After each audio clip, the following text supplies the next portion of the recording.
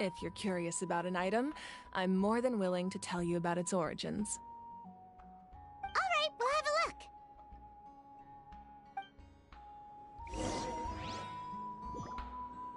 This flower looks like it's thriving. You must be good at taking care of plants, Archon. This fishing basket looks familiar. Make sure to handle everything with care. This cup, for example, it's heavier than it looks.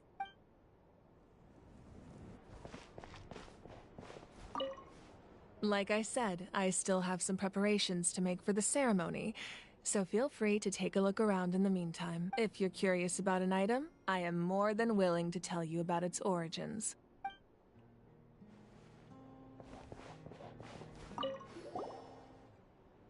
This is Atea's talisman. I'm sure you're familiar with this one already.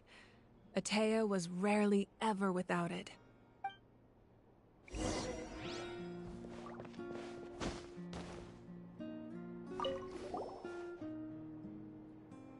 There are so many jars and potions around here. Do they have anything to do with alchemy? No, those belong to the Masters of the Nightwind. They're ceremonial tools used to amplify the ability to communicate with the Night Kingdom and the Wyab. Yamaya is an expert in this field, and she taught me a lot. Even though she appears stoic and serious, she actually has a keen sense of humor. The tools you see here are quite traditional. Her students found them outdated, so she passed them on to me. The contents of the jars aren't all that special. Oh, except the big jar in the middle. That's what she really wanted to give me. Ooh, must be something really cool. What's inside? Grape juice. Huh? It's quite tasty, although probably expired by now.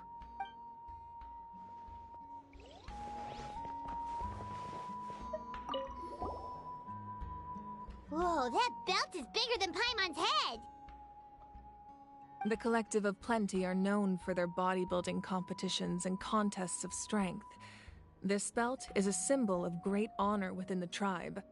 The association with strength might also have been the reason the original belt was extremely heavy.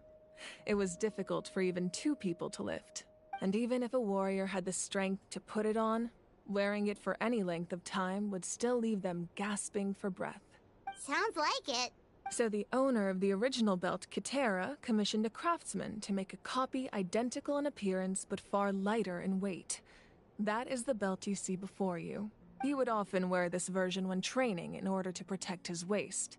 Or he made a lighter version so he could wear it all the time and show it off.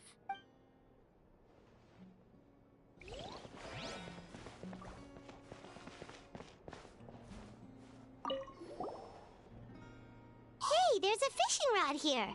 It must have belonged to the people of the springs. That's right. It belongs to a legendary fisherman named Matavaru. I have his entire set of fishing equipment, actually. He and I met in a tavern. He told me about a particular kind of giant fish and his meticulous plan to catch it. In his eyes, I saw a hunger and a strong fighting spirit. To him, the sea was the battlefield upon which he staked his honor. So, did he do it? The next time I saw him, he was covered in scars. It turned out the fish he sought had been corroded by the abyss. He managed to kill the fish, but sustained a serious injury in the process, which meant he could never go deep-sea fishing again. Can a fisherman claim victory if he fails to bring back his catch? That's what he asked me in the end. Well, Paimon... That was my answer as well. The experience was far more valuable than the prize itself. In the end, he didn't want his tools to go to waste, so he gave them to me. Wait, that means you also know how to fish. Maybe we can go head-to-head sometime.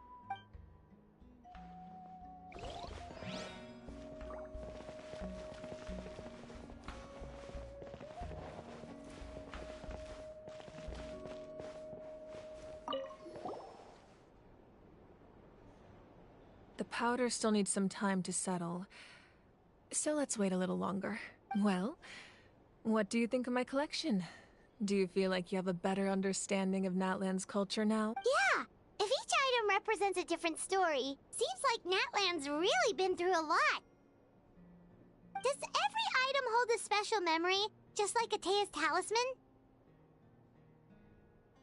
That's right. The items in my collection actually serve a similar purpose to the ancient names passed down among the tribes. They demonstrate the true shape of time. The shape of time? Most people perceive time as a linear concept, almost like a straight line that can only move forward. We cannot change the past or predict the future. But there's also a different theory, one that I believe to be closer to the truth. Namely, that the past, present, and future all exist at once. At once? Paimon's not sure she understands. Let's say your journey ended right now. Thinking back on your experience in each nation, which one would you say was the most important? Exactly. Even at the end of your journey, the things you experienced along the way don't cease to exist. They become part of who you are. Take out a portion of that journey, and you would likely make very different decisions, and eventually arrive at a very different destination. The future is the same way. It exists even though it has yet to come to pass. We just lack the means to perceive it. Of course, there are those with the power to foresee the future. They simply call it by a different name. Fate. You're quite familiar with that concept, I would imagine. That does kinda make sense. The future hasn't happened, but already... Humanity excels at living in the present, but too often we forget the past and neglect the future. While the Pilgrimage and the Night Warden Wars lead us to a better future. Only by uniting the people of Natlan across countless eras can we fight back against an enemy as formidable as the Abyss. To come up with such a set of rules, the first Pyro Archon must have possessed a level of insight I can only imagine. That's correct. At first, he was a mortal man with no special power. After he ascended to the Divine Throne, he used it to borrow power from the heavens and establish the rules of Natlan. Namely, a framework through which ordinary people can ascend to Archonhood. By holding the pilgrimage, we're able to determine the strongest among us. And when that person ascends to the Divine Throne, their inner flame will awaken. In addition, the sacred flame will grant them significant knowledge and memory of this land. After all, that's how I came to know everything I just told you. So, it all comes down to the power of the Divine Throne and the rules. Wait, is that a family portrait? Yes. That's my mother, father, younger sister, and the little saurians we raised. I turned a piece of my dad's leather armor into a canvas and commissioned a famous artist to paint our likeness. Your sister is so cute! It looks like the two of you are really close. Paimon was having a hard time thinking of an Archon as an ordinary person, but seeing this portrait, it kind of makes sense now. It really doesn't look like there was anything special about you before. Oh, wait, is Paimon allowed to say that? A little late for that question, don't you think? Sorry! Paimon's so sorry! Paimon's mouth works faster than her brain sometimes! It's alright. I'd never get upset over something like that. No matter what others may say, my past is a precious part of my identity. I'm forever proud of the life I used to lead. Becoming the Archon doesn't mean you sever ties with your family. The position just comes with a lot of responsibilities, so it impacts how often you get to see them. My father made the most delicious stew, so my sister would often bring me a large pot of his cooking, and he would sit on a blanket and eat it together. One time, we didn't close the door securely, and the saurians we were raising ran into the room and knocked over the entire pot. My sister immediately burst into tears. The two troublemakers were going for the meat, but when they saw my sister's distress, they froze on the spot. I still remember the way they laid there, sulking like a pair of children, even after making such a mess. It was frustrating, but in the end, All I could do was comfort my sister and move on. Wow. Isn't that what being a family is all about? I think about that story a lot, actually. As the Archon, I made a vow to defend this nation, and experiences like that, they remind me exactly what I'm trying to protect. Well, what happened after that? This portrait looks pretty old. Your sister must be all grown up by now, right? I believe she ended up working as an architect and artist. She built many houses and crafted many beautiful works of art. Anyway, that's enough about me. Now that the powder is settled, we can begin. Ian-san, Mulani, Chaska, over here please. Place the ancient name up there, and then we'll begin.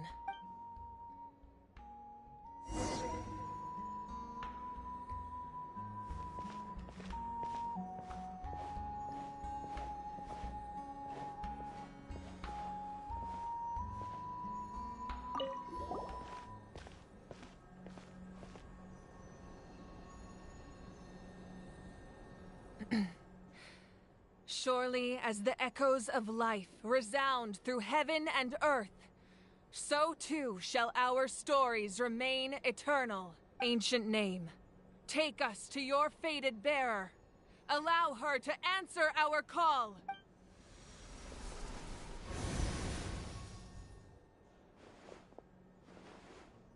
Am I hallucinating again? Kachina, are you okay? Huh? I'm not seeing things, am I? Is the Abyss playing tricks on me again? It's okay, Kachina. It's just us. We're trying to find a way to bring you back. Everyone, you have to listen to me. I've been investigating the Night Kingdom this entire time, and I figured out what's wrong.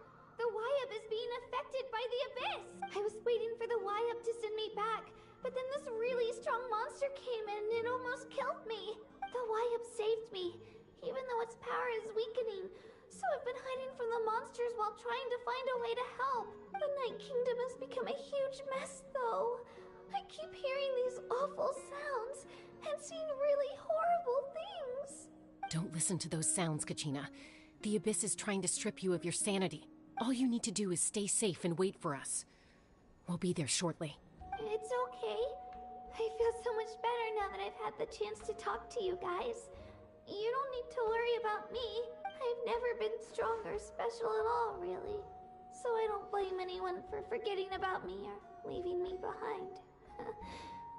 Just knowing you care is more than enough. I'll find a way back. You don't have to put yourselves in danger to come rescue me. You're always like this, Kachina. Now's not the time to act tough. We're coming for you, and that's final. I don't know what lies the Abyss has been feeding you, but I'll tell you something right now. Nobody here sees you as a burden. You're a victor of the Night Warden Wars, a hero of Natlan. All you need to do is wait for us to rescue you, and you'll get all the applause and recognition you deserve. I'm really scared. Everything's so dark and creepy here. And I want to go home. Still, I don't want you to put yourselves in danger because of me. I don't want to hold anyone back ever again. All you need to do is place your trust in us, just like you always have. No one fights alone. We're not leaving you behind. Not ever. Yeah, we're so close. We can't call it quits now. Thank you. Be careful. Looks like we've lost contact. Now comes the most dangerous part. You have to traverse the Night Kingdom in your physical form. This entrance to the Night Kingdom was left behind after an abyssal invasion. Even a brief amount of time inside could expose you to corrosion. I know. I'm prepared for that possibility. All right. Then I wish you all the best. I'll tell Koichi to be ready just in case. She's very experienced in dealing with abyssal corruption. That face you just made. Don't tell me you two got into another argument. No, I just feel bad for creating more work for her. I'll go with them too, Archon. The more people, the stronger the party. Thank you so much for your help, everyone. It really means a lot that you're willing to brave these dangers with me. There's no time to lose, so let's get going. Now that I've lost my power, I won't be able to provide much practical support.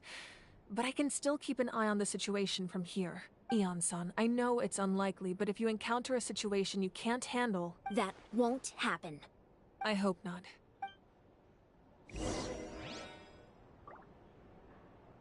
Be careful out there.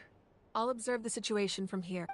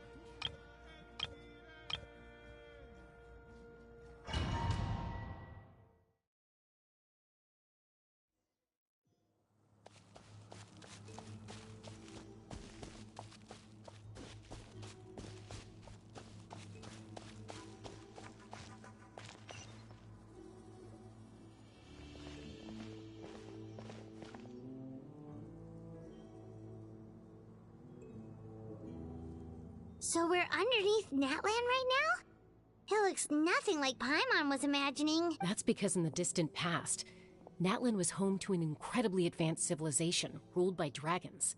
Humans only established their own society after the fall of the dragons. So these are Saurian ruins? Wait, you mean like the elemental sovereigns? They had their own advanced civilization? Yes, a really long time ago. Very few records have survived until now, so no one really knows what the devices here are for. These ruins have been abandoned for a long time. But with the recent increase in Abyss activity, the installations around here have somehow been activated again. So what you're saying is, we're not in for an easy trip to the Night Kingdom. No. It's going to be obstacle after obstacle from here on out.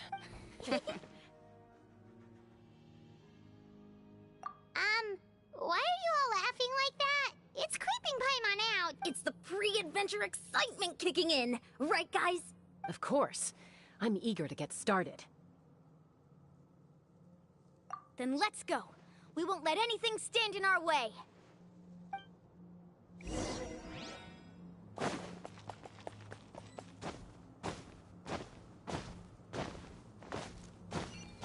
Seems like the road ends here. How should we get across? As a professional trainer, I think you could stand to build up your endurance, Paimon. Professional trainer? Paimon thought you were a warrior from the Collective of Planning. Well, that goes without saying. But I actually work as a sports coach. I provide professional guidance for many of Natlan's popular sports. And I don't just mean physical training. I design nutrition plans as well. Ah, so basically no sugar, no soft drinks, no grilled meat. Yeah, we'll be here all day if you list them out one by one. It's much faster to just focus on what's good for you. Such as? Vegetable juice. Want some? You know, Ian-san, Paimon feels like the two of us might not see eye to eye. Those guys look familiar. We've fought them before. Let's go. Show no mercy. Overrule. Let my name echo in song. I'm going in. Smile.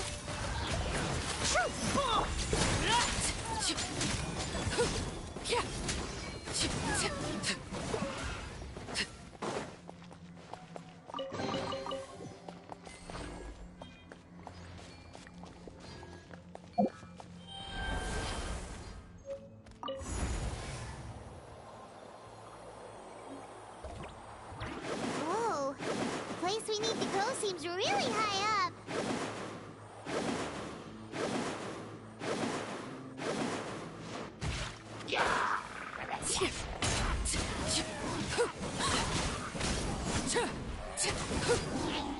Laid bare. Yoo-hoo! Everybody stand back. Let the world come alive. Hold that pose.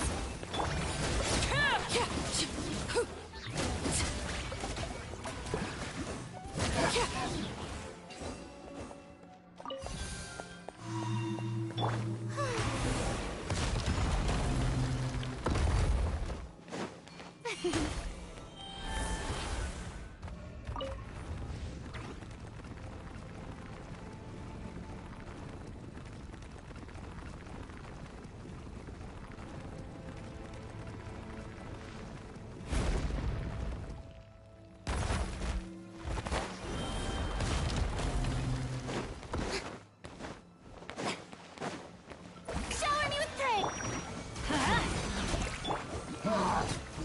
Breaking news.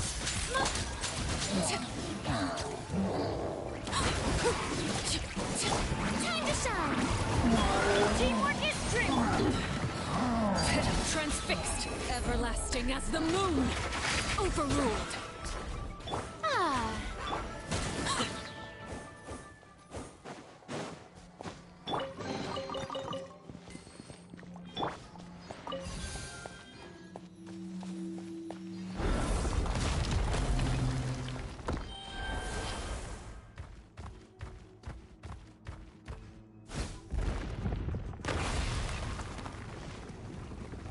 This is the final stretch. We just need to climb up, and we'll be there. Nothing to it. Easy for you to say.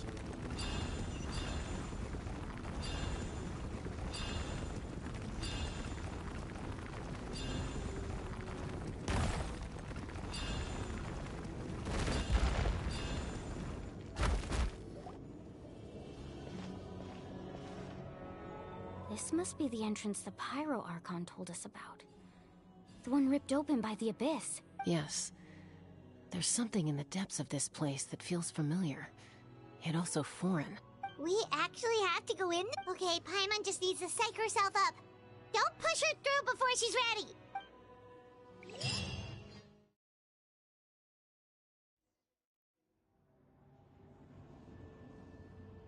Hey! You don't have to drag Paimon! You're pulling too hard!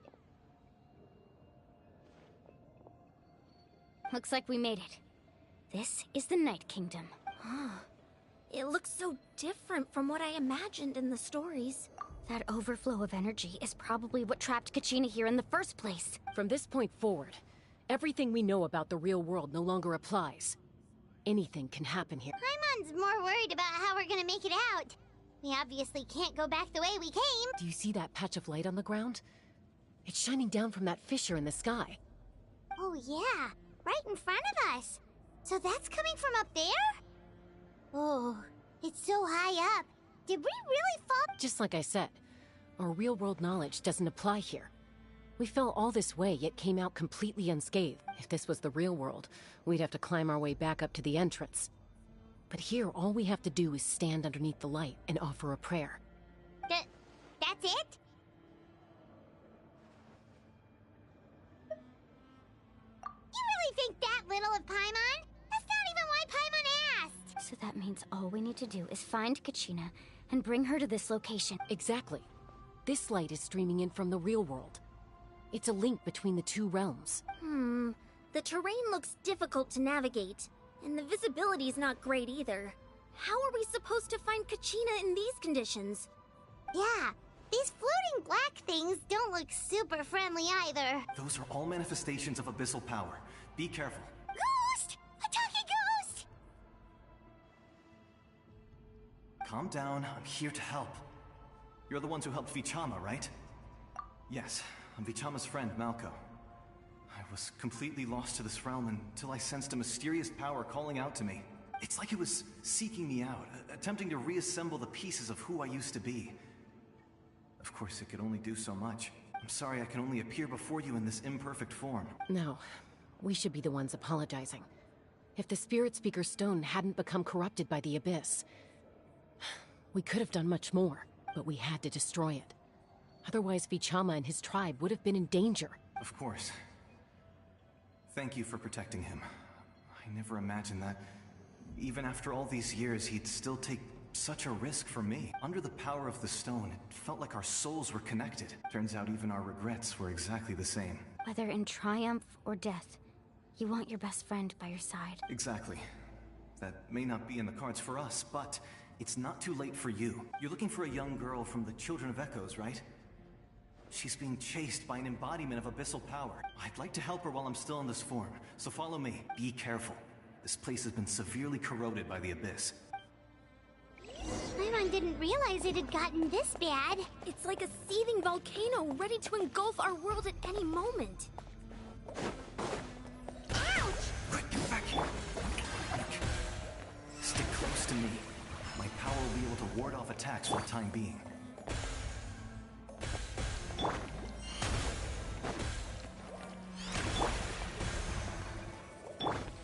We won't be able to keep this up. Let's try another route. This way.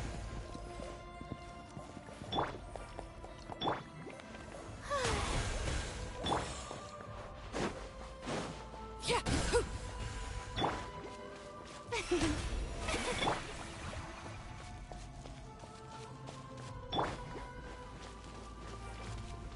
Not good. More monsters. We shouldn't waste our time on them.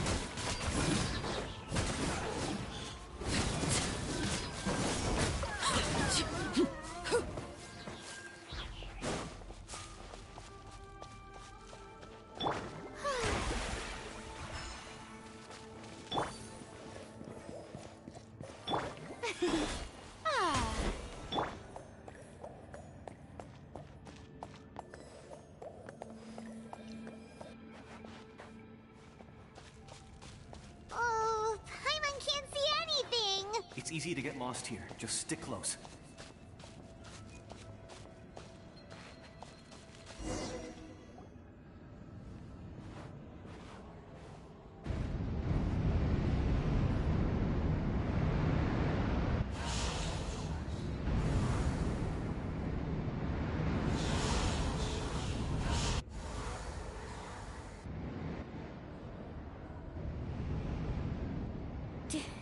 Did you hear that?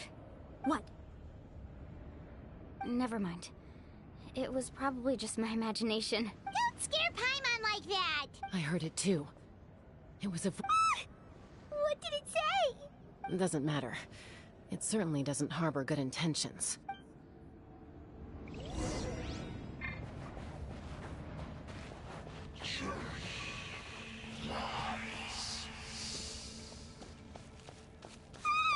Paimon just heard it too! Let's keep going. Paimon wants to get out of this place!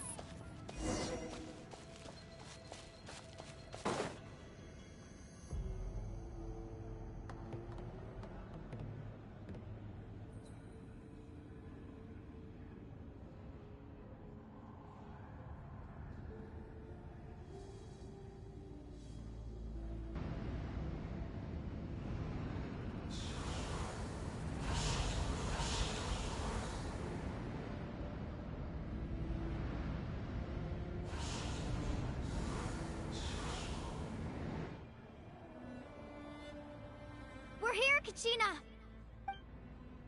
Oh, honey, you made it! Looks like our reunion will have to wait until we take care of these monsters. Good idea. Let's go! Overrule. Let the world collide! Everybody stand! Hard-hitting exclusive! Here goes!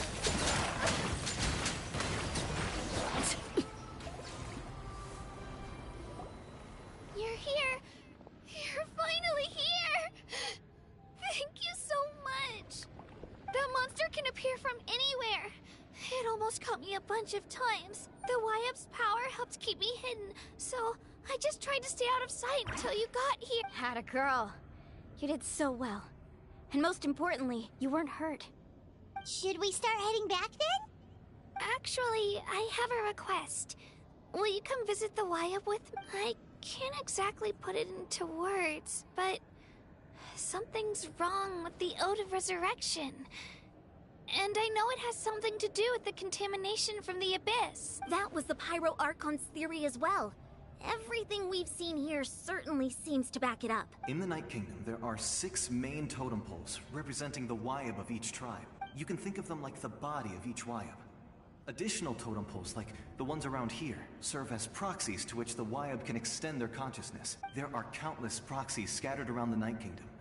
Through them, the Wyab can extend their consciousness over the entire realm and track down souls no matter where they roam. But if a proxy were to become severely contaminated, then a soul could become lost within the Night Kingdom. Judging by the current situation, I don't think we're dealing with just one contaminated proxy.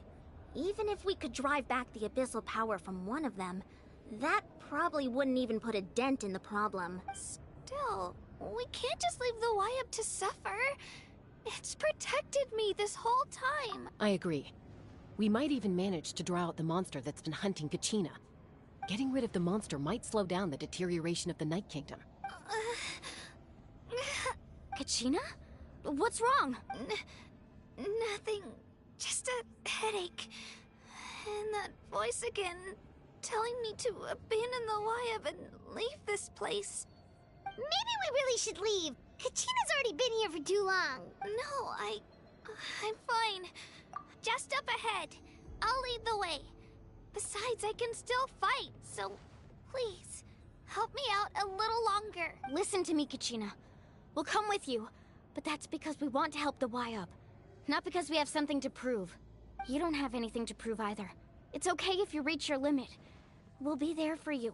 All right. The sooner we get this done, the better. We've already come all this way, so we might as well try to get to the bottom of this. Let's go. This way. I'll stay here and try to stall the Abyss monster. All by yourself? That's too... It's all right. I may not be as strong as that monster, but I'm definitely more familiar with the area. Besides, I don't have much time left. If you're anything like my friend, I'm sure you're not particularly fond of goodbyes. So go. Achieve your goal. And return to the world where you belong. Thank you for everything. You're a true... Thank you. No one fights alone.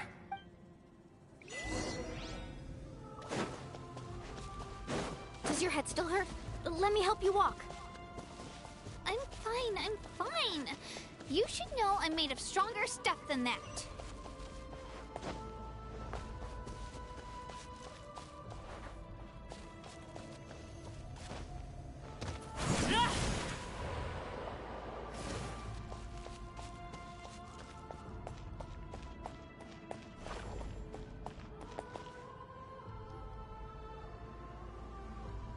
Wyap!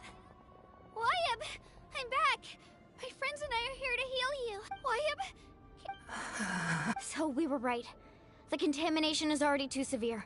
It's preventing the Wyap from... Alright, get ready everyone! Time to purge the abyssal energy from this place! Careful. We've got company. Already? You really think that puny soul could slow me down? Courage enough. He tried to get in my way. You killed... He would have dispersed with or without me. Rather than worrying about him, you may have defeated others of my kind in the past, but underestimate me now, and it will be... No. The power of the Abyss is intoxicating. The destruction destruction it seeks captivates like a masterful work of art. I thought this naive little girl was an exception, but it turns out humanity is full of lambs willing to offer themselves up to the slaughter. That is the tragedy of your short lives. You understand nothing of all-encompassing power. Ancient names, pride, friendship, all empty ideas invented to give you a false sense of self-worth. They possess no power at all. The Pyro Archon created those grandiose ideals out of pure selfishness. Anything to avoid sharing power. Anything to avoid handing over the primordial gift to ordinary people like you. Don't believe me? Then ask yourself, why is the Pyro Archon strong beyond measure, while you, Kachina, remain so pathetically weak? Kachina, give me your hand.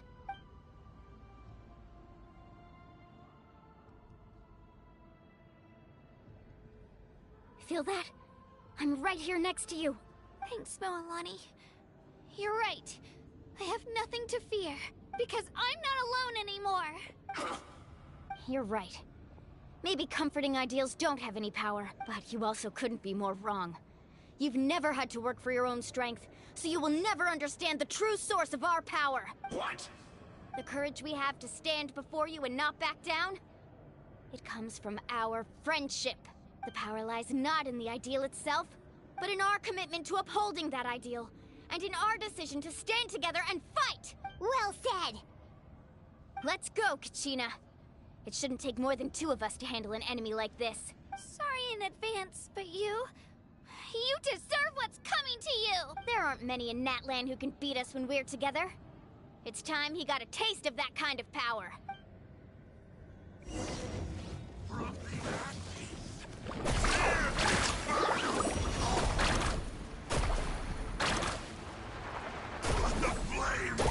Right here!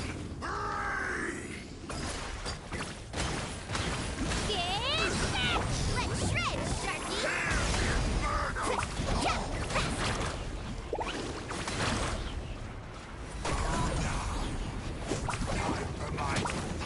Right here!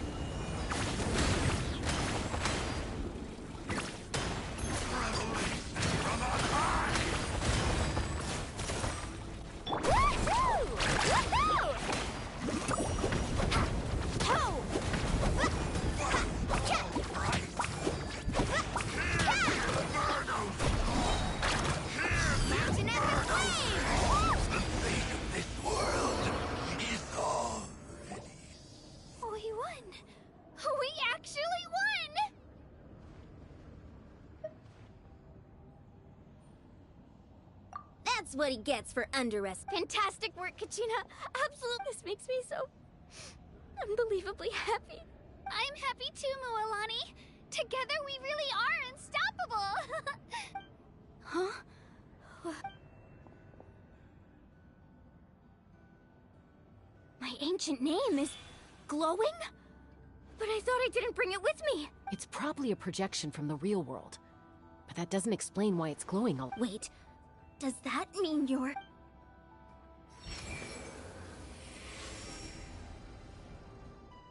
That was a bold move, diving headfirst into the fire to save your friend, especially in a place so overrun with abyssal corruption. Still, seeing you pull it off, everything you said was exactly right. As isolated individuals, we stand no chance against the power of the Abyss. It took years' worth of scars and lots of unnecessary suffering for me to understand that for my... The Pyro Archon's plan will unite us as one. Everyone has a part to play. Only then will we have the power to defeat the strongest of foes. Tupac, a warrior from the people of the Springs. I fought against the Abyss during the invasion 500 years ago. I've heard that name before. You were the giant who saved all of Natlan. Since you were able to awaken my words from your ancient name, that means you have fully embodied the aspirations of the Wyab. Under the name Umoja, you shall unite the tribes and save Natlan from its impending doom. Me? As long as blood still runs through your veins, even the tiniest spark of steel against stone can ignite a flame. Its blaze will become one with our vision for Natlan. Even amid everlasting darkness, our bonds remain eternal.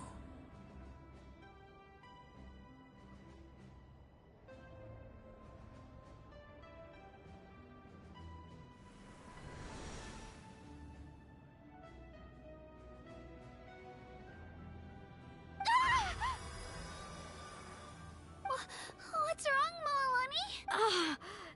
So many memories. My brain was just flooded with everything he once knew. So that's what happened. What do you mean? Did you just figure something out? 500 years ago, they foresaw the very crisis we're facing now. Efforts to save Natlan started all the way back then. We can go over the details once we get back. We shouldn't linger here longer. I know bits and pieces, but I had no idea Mualani was also part of the plan. This sounds like something that's going to need a lot of explaining. Let's focus on saving the Wayab first.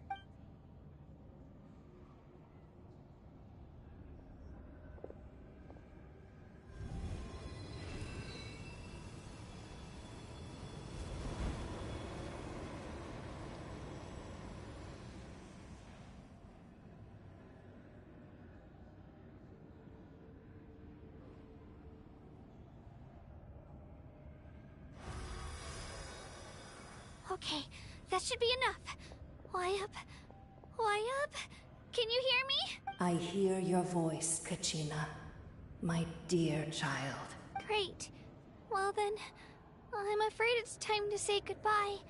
I just wanted to make sure you were okay before we leave, but we can't afford to stay here any longer. I was going to ask why you bestowed an ancient name upon someone like me, but it's okay. I'll keep searching within myself for the answer. I'll never stop trying to improve my strength. One day, I'll live up to the hero you saw in me. You are already an outstanding child in my eyes, Kachina. No matter what happens. Huh? You are all my most beloved children. It has always been my honor to protect and nurture you. Your ancient name is just that. A name. Much like your parents chose to name you Kachina, I also gave you a name, but it need not define you. Focus on who you want to be. You are already worthy of your name. Now, you need only devote yourself to becoming a better you. The story of your ancient name is for you to continue. Just like your parents, my love for you will never change. No matter what the future holds. Thank you, Wayab. It gladdens me to see the Pyro Archon's plan move another step towards completion. But it is time for you to leave this place. The situation here is getting worse. Go now, my children. Save Natlan on behalf of all you hold dear. I know we've never met before, Wayab, but I just wanted to say thank you for encouraging Kachina. It was exactly what she needed to hear. Whoa! What's going on? An earthquake? We're out of time. It's the power of the Abyss. Quick, we need to run! It's a Seelie! The Seelie opened the way for us!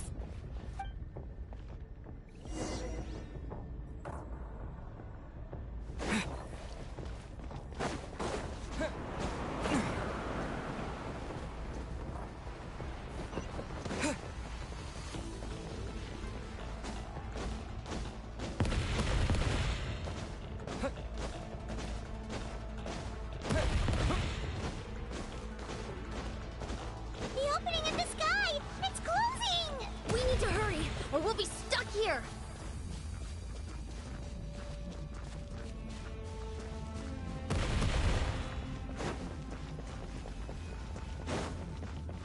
Watch out for the falling rocks!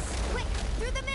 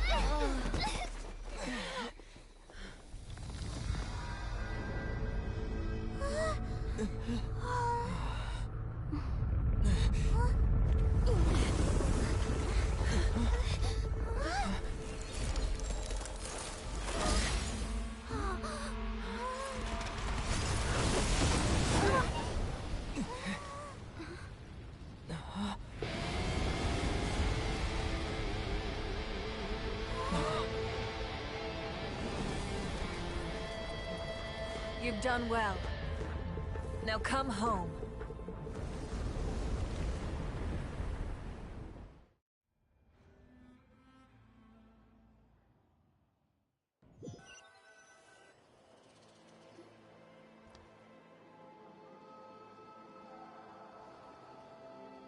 We're back! The Pyro Archon saved us. But she's not here. Yeah, didn't she say she used it all up? She's still in the Speaker's Chamber. What we saw in the Night Kingdom was just her consciousness. So you're saying her Every great display of power comes at a price. You must feel terrible, Kachina. Just hold on. We'll get you to a doctor soon. Let's get back to the stadium. The Pyro Archon said she'd have a doctor waiting for us. I recommend getting a full checkup, just to make sure no damage gets left behind. Paimon feels okay. What about you, Traveler? Right. You always seem to do pretty well against the Abyss. Let's get going. We need to share what we learned in the Night Kingdom as well. Right. The Wyup mentioned something about the Pyro Archon's plan. I'll let her explain everything. We're all a part of the plan now. Every move we make from here on out will decide Natlan's ultimate fate.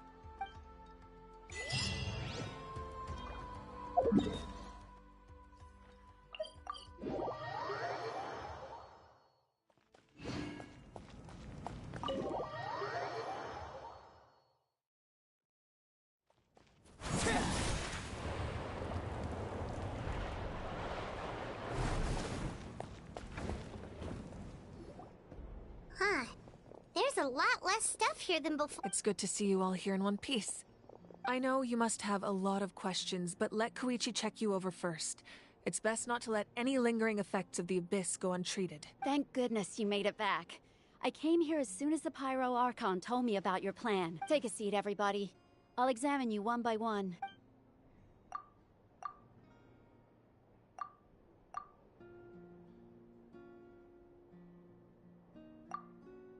All right, that should do it for now. But just to be safe, I'll perform another checkup in a couple of days. I have to say, though, I've never seen anyone react to the Abyss like you, Traveler.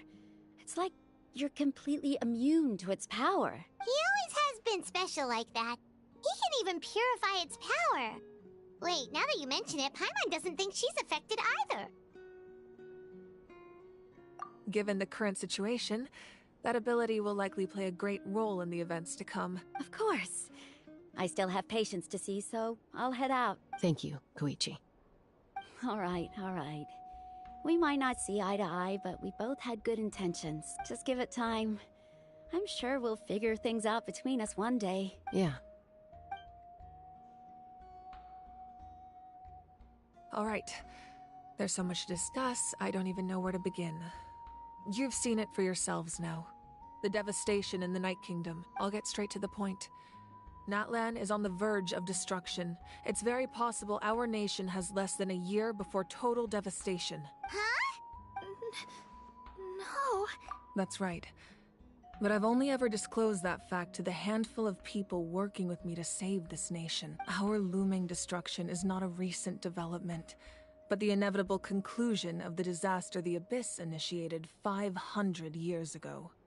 Mulan told us a little bit about that. 500 years ago, all the nations of Teyvat were invaded by the Abyss. Unlike the other nations, Natlan never had stable and deep-rooted ley lines, so we suffered the worst of the invasion. The battle against the Abyss was exceedingly long and brutal. In the end, victory came at the cost of our civilization and countless lives. Even then, it took centuries of solving the disasters caused by the Abyss to finally achieve the peace we know today. And still, this is but a superficial victory. The forces of the Abyss have merely been driven back underground. Their threat to Natlan remains as real as ever. I'd never have guessed. The problems plaguing the Night Kingdom are all the more complicated because that realm is essentially functioning as Natlan's ley lines. Immediately after the war, our calculations estimated that we would have a maximum of 500 years before the Night Kingdom was completely lost to the Abyss. But at that time, we were a nation of the destitute. Our people no longer believed in victory, nor did they hold hope for the future.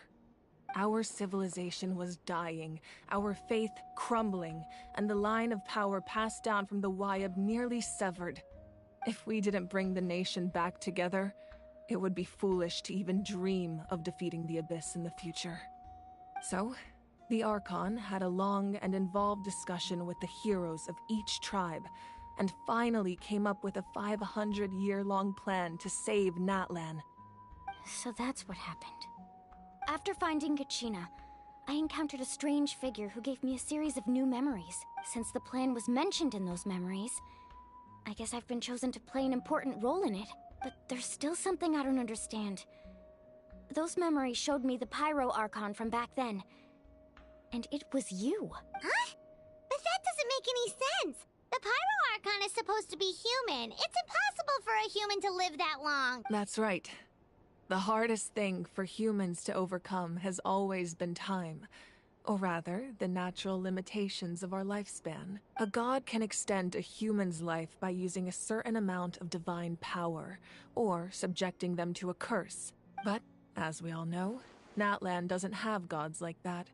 We can only rely on our own methods. A human life is like a flame destined to be extinguished.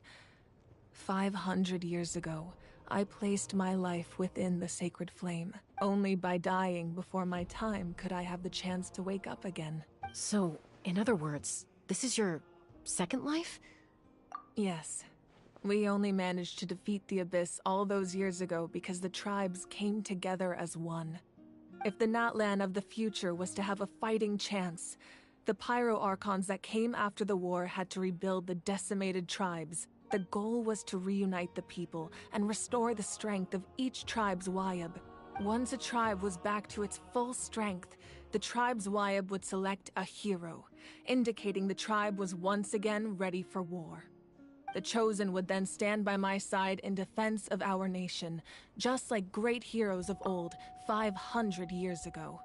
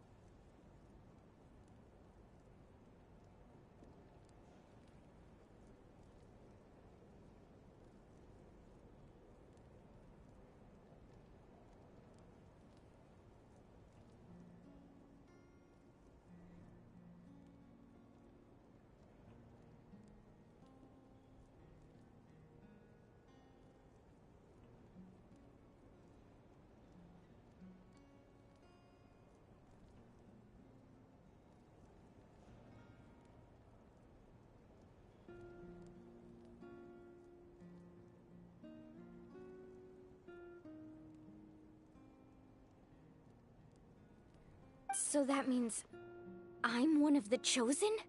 That's right.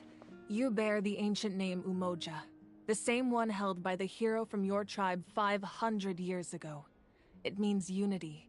After your adventure in the Night Kingdom, I trust you've come to fully understand the meaning of that name. So in other words, you always knew who the Wyab were going to pick from each tribe? Yes. According to the plan, each tribe was supposed to have been fully restored by the time I awoke. But something went wrong along the way. The 6 heroes successfully inherited the ancient names from 500 years ago, but the intel regarding the plan wasn't passed on to them. Once again, it comes down to the deterioration of the Night Kingdom.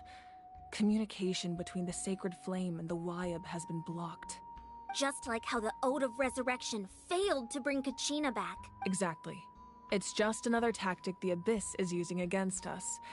The Abyss may not possess intelligence, but its methods certainly aren't easy to counter. If we want to unblock that information from being passed on, my presence alone isn't enough. The ancient name-bearer must establish a greater connection to their name. So, I've tried my best to help them from the sidelines.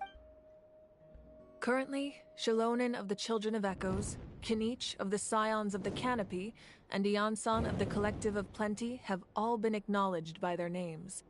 During your adventure, you too earned the acknowledgement of your Wyab, Mualani. In the process, you gained the memories stored within your name. But we have less than a year! Yes, but we have no choice. We cannot start the plan until all the heroes have been gathered. That's also why I haven't been able to take action despite the urgency of the situation. But if you knew this whole time, why didn't you just tell me about my role in all this? Wouldn't that make everything go a lot... Perhaps, but the opposite could also be true. Knowing your destiny too early could mean failing to realize your full potential. Just like your determination to save Kachina, I hope your commitment to this endeavor comes from your own strength of will, rather than a sense of obligation. So I suppose you're not going to tell us who the final 2 heroes are then? That's right. Their time is yet to come. Putting pressure on them beforehand will only hinder their development. I can only trust in the judgment of the Wyab. I have never believed I could solve this crisis alone. In fact, it was precisely because I chose to trust and rely on others that we managed to get this far. Natlan's salvation lies not in its Archon or any singular individual, but in us all. You're quite perceptive, aren't you? I thought I might get away with avoiding the topic. Huh? Oh, right! All of the stuff you stored here before, where did it all... Even though I sacrificed my power, I still needed a contingency plan to ensure you would make it back from the Night Kingdom. After all, I was the one who allowed you to take that risk, and Mualani has an important role to play in my plan. In addition to their sentimental value, the items I stored here held a much more important purpose. Fuel. Fuel? So back then, that's why you... Yes. The stories embodied by those items are certainly important, but there's an even more significant trait they all share. Every item belonged to a hero of Natlan. Over time, they became imbued with a certain amount of contending fire from being carried in battle. On their own, each item's power is limited, but together, their combined effect can prove quite useful in a dire situation. By burning those items, I was able to activate the contending fire stored within them to open the boundary between the 2 worlds.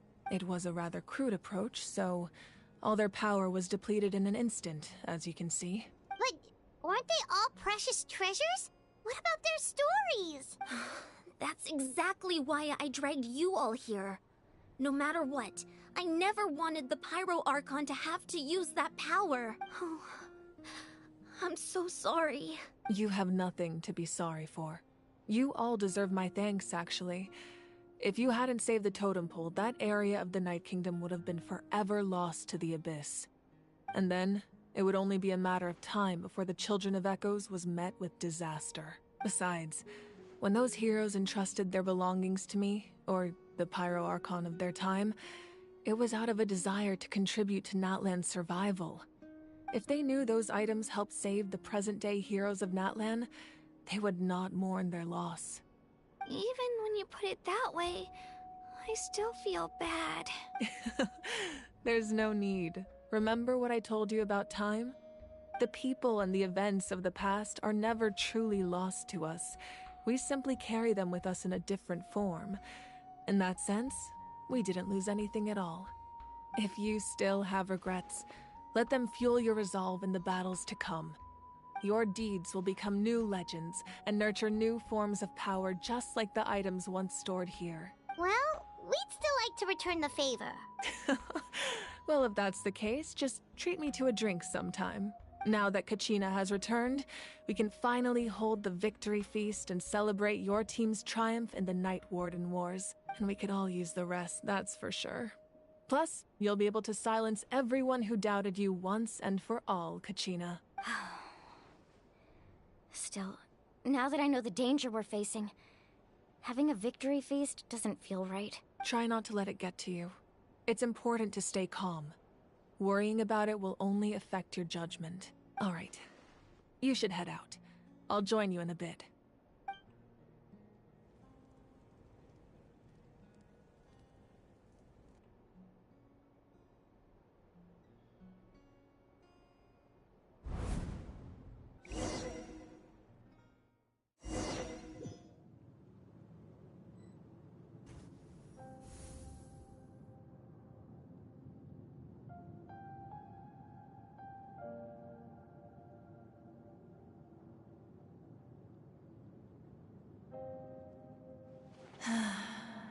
When I was young, I used to sit by the hot springs and listen to the stories of warriors from all over Natlan.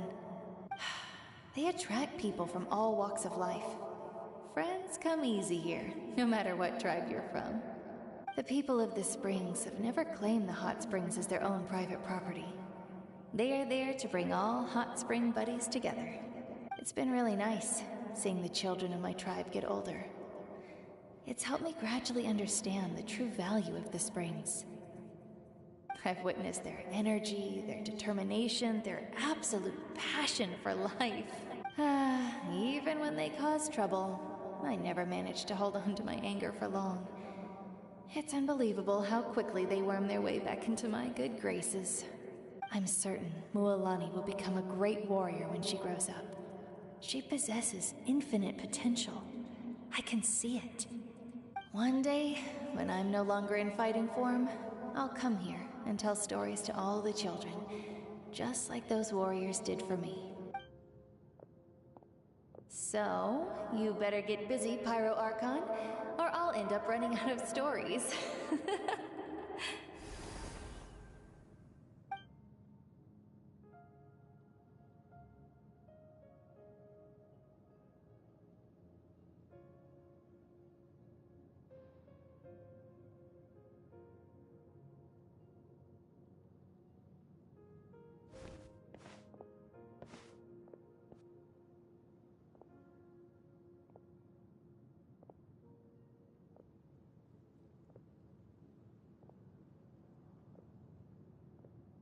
Our nation is engulfed in darkness. Our tribes stand divided, and yet you promise victory in the distant future. The Abyss is a cunning enemy, one that I faced in battle many times.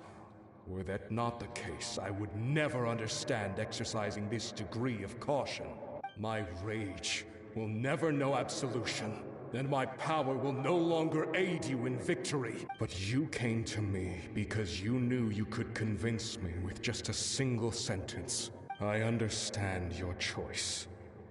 The heroes of today will forge the path ahead with blood and fire. Just remember to earn us the victory we are owed. Otherwise, rest assured, I'll find a way to collect the debt. For Natlan.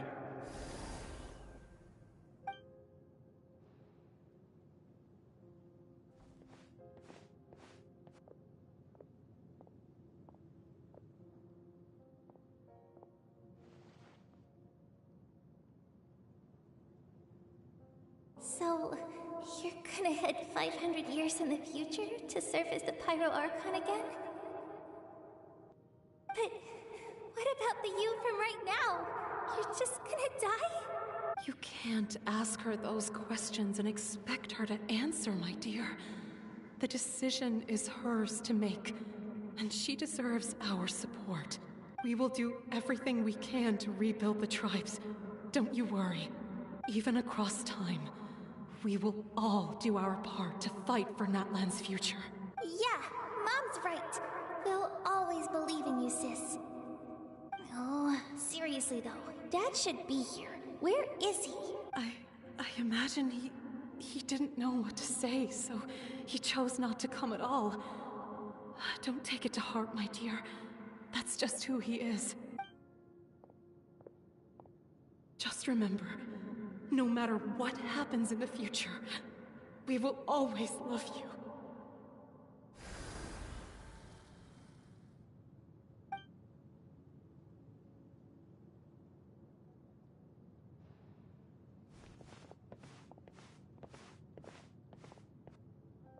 I'll come find you one day. I know I can't live that long, but I'll think of something. There has to be a way for us to meet again one day. If there's an answer out there somewhere, I'm gonna find it. So, don't forget about me.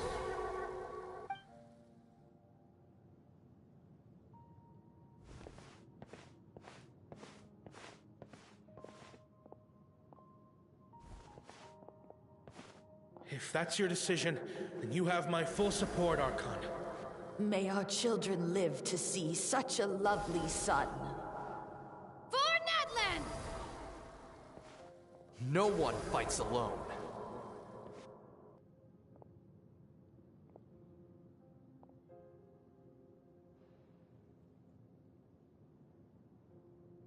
The rules are my legacy. They shall grant us the strength to overcome the next tragedy. War forged the 6 tribes, taught us how to fight, instilled in us what it means to love. Who will be the one to bring this to an end?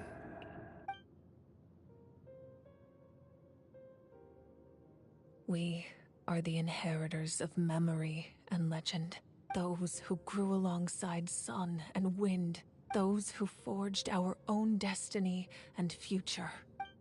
That is Natlan's fire. The lifeblood of our nation.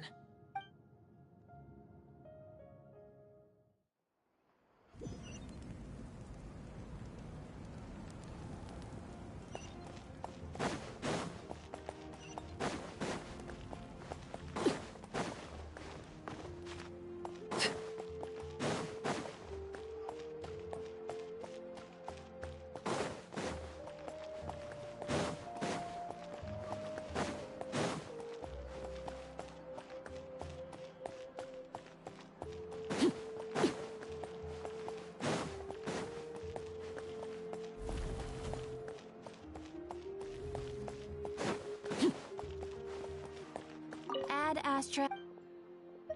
Thank you for completing.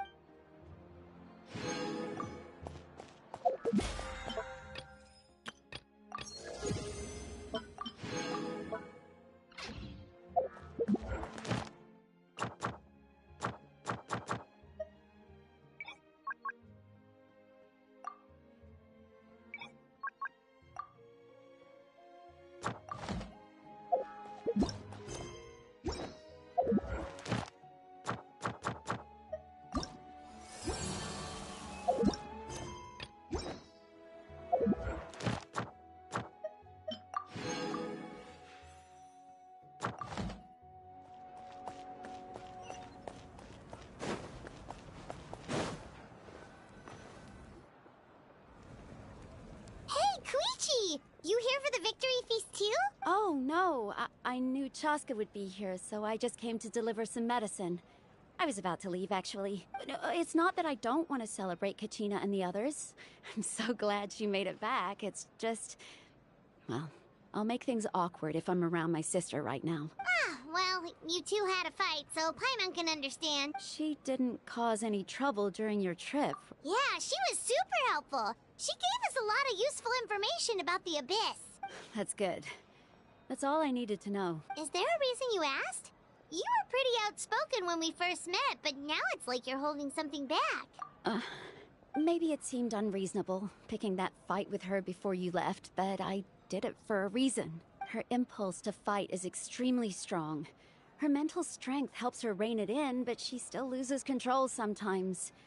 I had no idea what you might face in the Night Kingdom, so I didn't want to take any chances. So what you're saying is... Okay, so maybe it sounds a little stupid. but it works pretty well. It helps her keep her cool for a little while, at least. Anyway, I'm just glad you were able to make it back. But do you really have to go that far? Can't you just talk it out? No way. Chaska never opens up about her own pain, especially to her family. She can't learn about this, or it'll be even harder to help her. I appreciate the understanding, and don't worry. I'll find a way to help her ease this burden. Anyway, I need to get going. Enjoy the celebration. Oh, and if you ever need a doctor, you know who to find. Huh. Who would have thought there was a deeper reason behind their arguing? In the end, it's all the Abyss's fault. Paimon's had enough of them.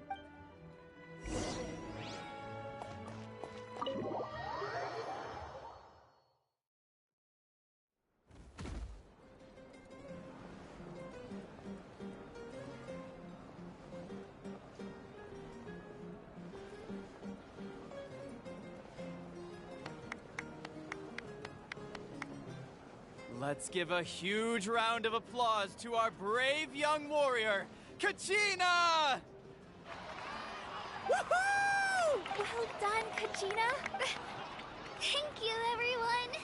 I'm so glad I finally made it. I always knew you could do it. With so much potential at your age, you have a great future ahead of you. You're one to talk. Don't think I didn't know you were the first person to abandon your team. I'll be dealing with you when we get back. I had no choice. My friend invited me. I couldn't just say no. Oh, really? So you weren't just trying to get ahead in the... I wasn't, I swear. I just happened to find that bearer injured in the wild. So I stopped to bandage his wounds. When he insisted on repaying the favor, what was I supposed to do? I'm just one person. I figured Kachina would have no trouble replacing me. But the fact of the matter is that after your departure, everyone else started thinking about swapping teams too. I'm really sorry, Kachina. It was wrong of us to abandon you like that. It's amazing that you still made it all the way through to the Night Warden Wars. That's the highest honor. So, what about you guys? Did you make it far? Our team captain drank too much the night before the competition and turned up late to the stadium on the day. We got disqualified. Serves you all right. No sympathy from me. Alright. There's no need to be like that, Uncle Pakal. Dear friends, I'd like to say a few words. Firstly, I'm grateful to my friends and our great Archon for helping to bring me back. This traveler and his companion Paimon are some of the strongest people I've ever met. If they were allowed to participate in the pilgrimage, I have no doubt that they'd win the whole thing. They've agreed to let me learn from them. With their help, I believe I can become even stronger still. And let's not forget my good friends, Moalani, Chaska, Kanich, and Dion-san. They all helped the Traveler and Paimon figure out a way to bring me back from the Night Kingdom. They too deserve to be called our heroes, so please give another round of applause for them. Thank you so much. Well said!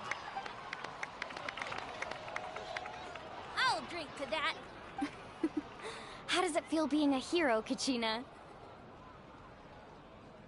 To be honest, it's a bit overwhelming. It all just feels so surreal. Well, you better get used to it. Next up, undefeated champion! Hey, please don't make fun of me.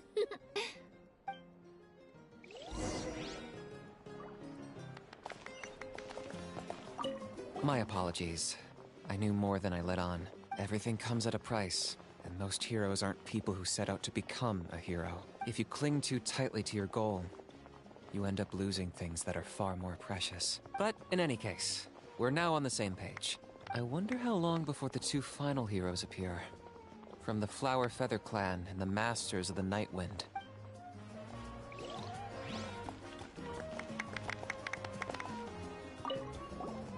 I've been through so much all at once. Everything still kind of feels like a dream. Are you still feeling unwell? Nope, all better now. I told you I bounced back pretty quick, so don't worry about me. I bet you guys must be tired, though. Make sure you get some good rest tonight. You gotta recharge so you'll be in the mood to have fun.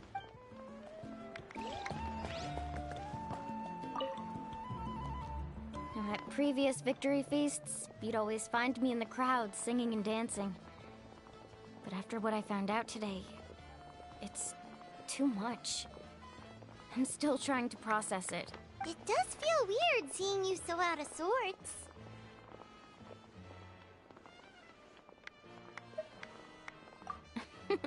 Is this another pearl of wisdom based on your adventuring experience? Well, Paimon agrees with the Traveler. Everyone's come together to celebrate Kachina's achievements. That's gotta be a first. You're right. Kachina looks really happy. And now I'm being the moody one. Ugh, enough doom and gloom. Time to shake it off.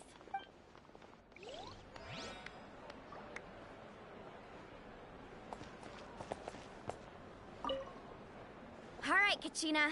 Let's party! I'm a little embarrassed. Don't be. Come on, you're the star of the show today.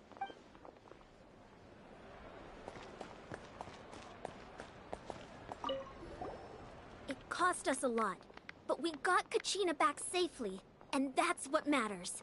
There'll be even tougher challenges coming our way in the days ahead, though. We'll have to train harder, make sure we're in peak condition. That includes you, Paimon. I can do a special one-off session to show you the ropes. Interested? No thanks. It's rare to meet travelers as strong and brave as yourselves. I raised my glass to you. Anyway, my sister's already gone back to our tribe. She has patients to treat. Oh, we actually ran into her on the way here and, well, Paimon just thinks she really cares about you. Yeah, I'm planning on visiting home myself in a few days.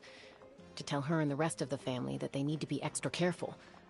I just hope they take it seriously. The Abyss has likely sensed your arrival in Natlan by now. So exercise caution on your adventures as well.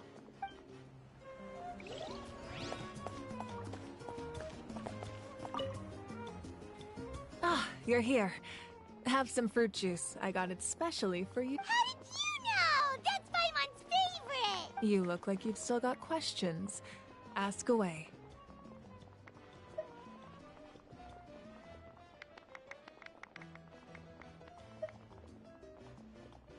Because they had their own lives to live.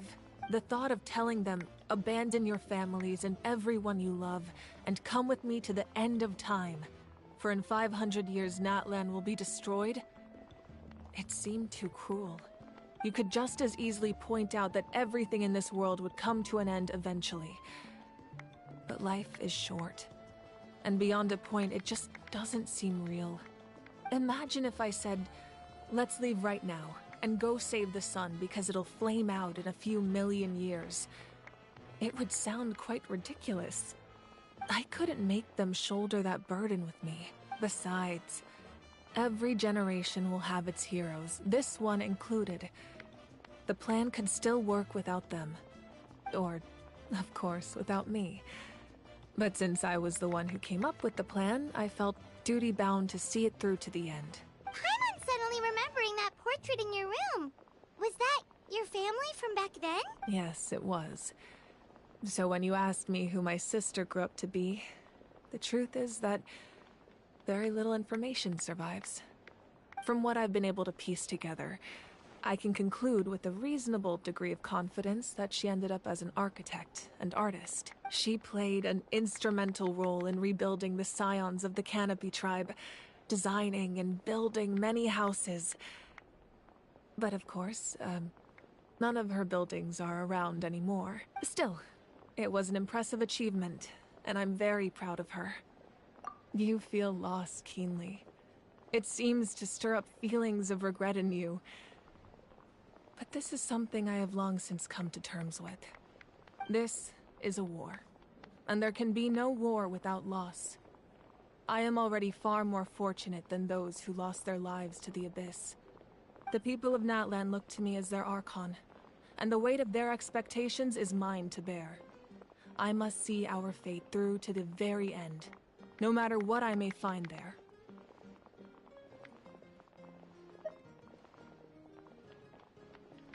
Yeah, doesn't that mean the way everything ends has already been written, including your plan? I suppose, but so what? Don't forget, time takes many forms. The past, present, and future coexist, and all are equally important. Even if the future ends in destruction, there's still no reason to give up on the here and now. And it's precisely because we humans cannot know our fate that we will never give up on our struggle. This is a pivotal moment. We are still 2 heroes short. Well, 3 to be precise. There's one further hero who I'm hoping to get on my side, whatever it takes. Your resistance to the corrupting power of the Abyss is truly remarkable. It would easily make you an all-important figure in the upcoming battle. If you agree to join us, you will not only gain my full support in your journey, but I will also forge a brand new ancient name for you. Ancient names can be forged? They can. Several strict conditions must be met, but if they couldn't be forged at all, then the number of them in circulation would have long dwindled to 0. Possessing an ancient name would mean that your adventures in Natlan are recorded in full. Your stories would be remembered by our people for all the years to come. The Ode of Resurrection may have temporarily lost its power, but still, take this as my personal guarantee that I shall never let you fall. Just like in the Night Kingdom, I will be there for you. That is a promise I will fulfill at all costs. This nation always honors its heroes.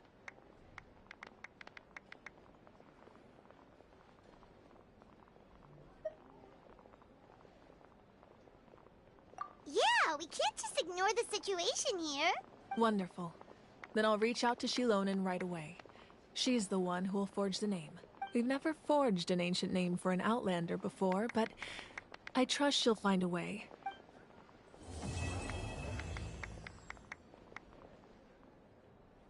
My lord, we've received word that the Pyro Archon has lost much of her power. Although your injury complicates things, this is most certainly the opportune time to seize the Gnosis. Victory and defeat are rules, not outcomes. I have never taken advantage of an opponent in a time of weakness, and I don't intend to start now. As for you, I must confess, I did not expect that little trick of yours to save the day. No matter how dense the fog, as long as the sun remains, we cannot turn day into night. She could have dispelled it. She simply chose not to. You don't have much time, and you're injured on top of that. What do you plan to do next? I'm beginning to see just how useful you may turn out to be. You heard something from here, didn't you?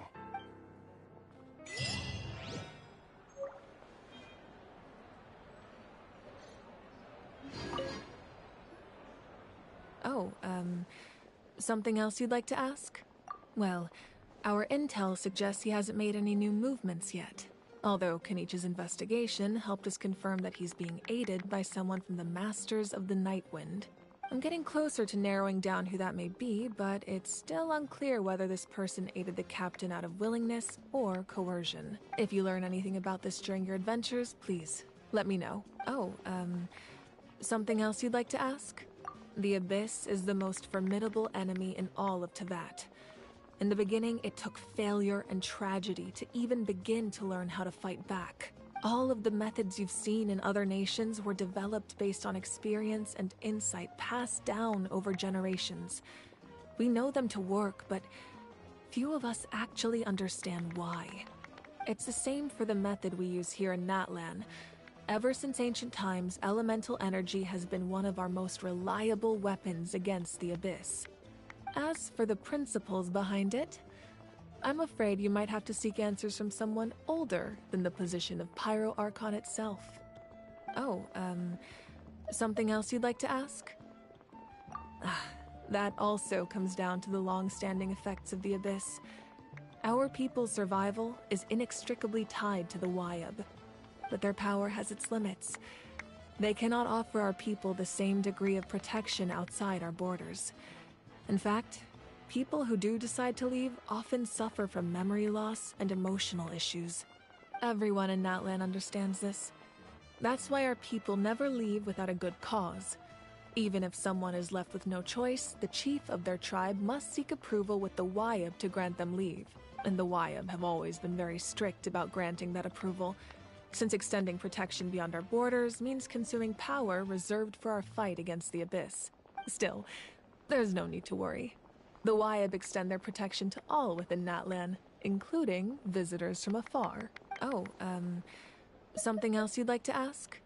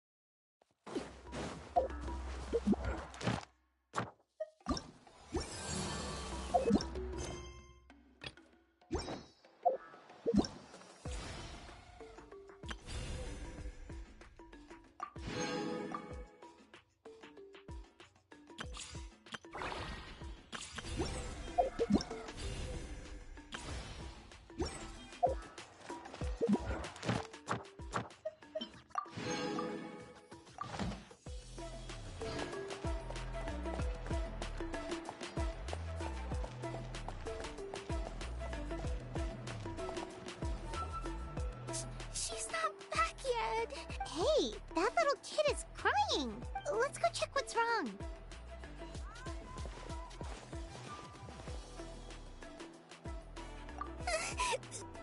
Master Chevin,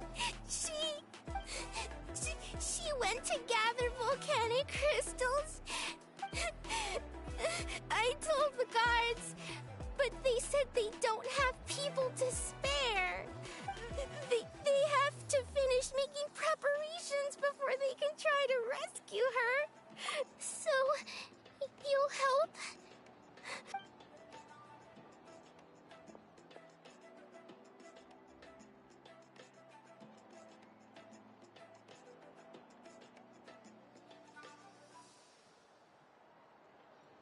They said Master Chevin might have stopped around. She might have been forced to go near the Umbral Needle. If that's the case, then... Please.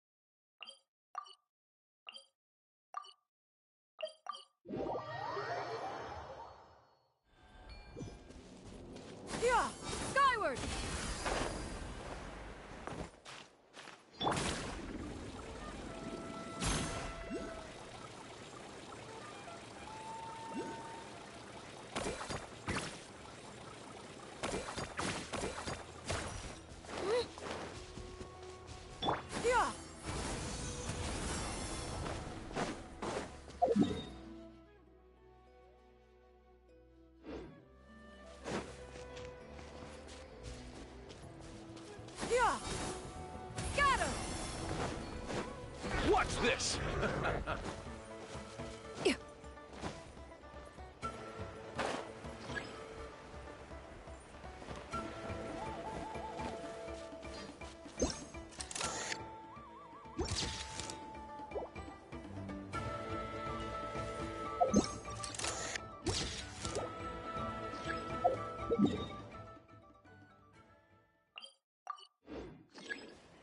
Yeah!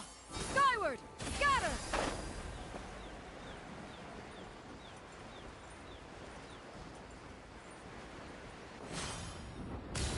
Yeah! Skyward!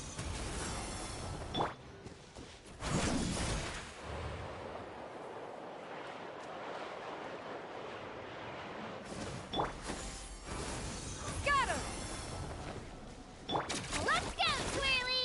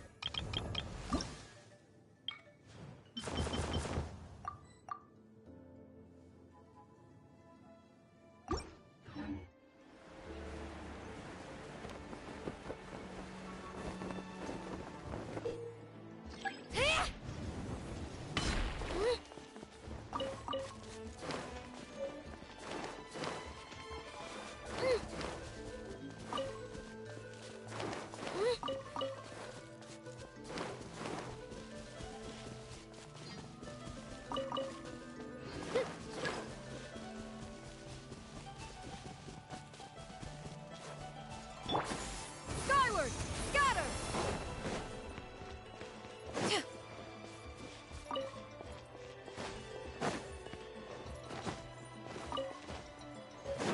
Yeah! Scatter!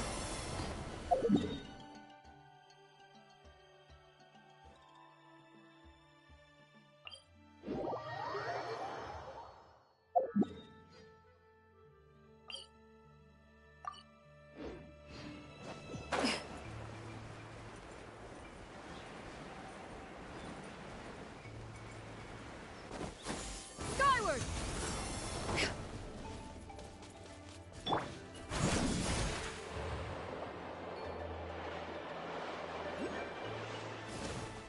Yeah! Skyward! Scatter!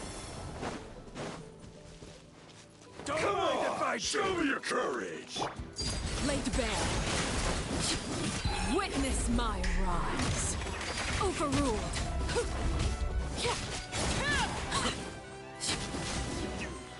Don't mind if I do!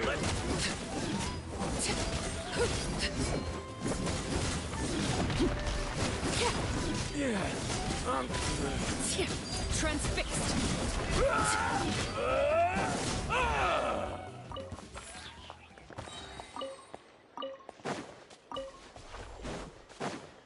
Yeah! Skyward! Scatter!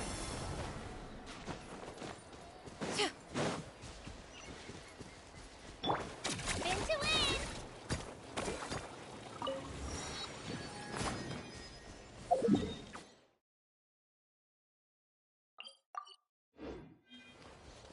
Yeah! Skyward! Scatter!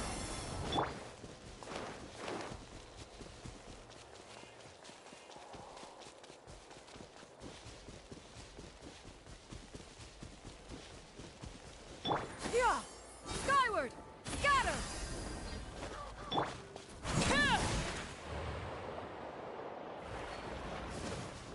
Let her rip!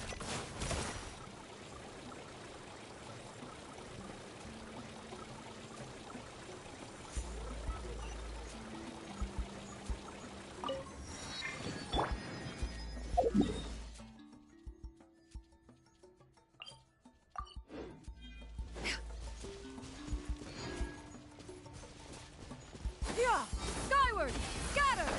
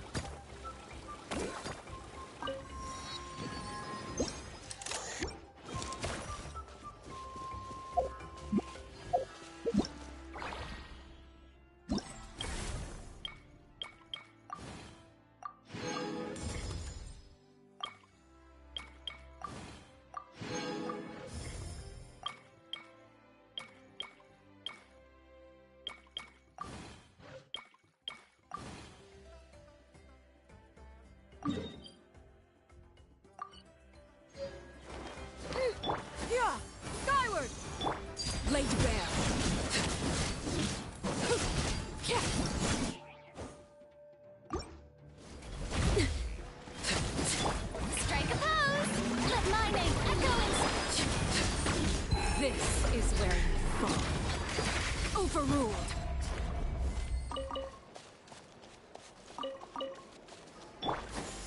Skyward! Scatter!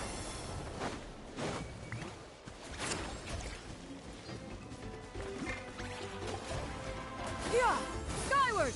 Scatter!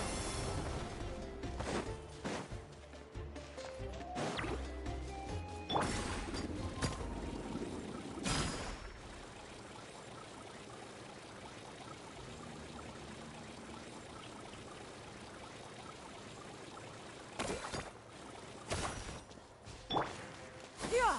Skyward! Scatter!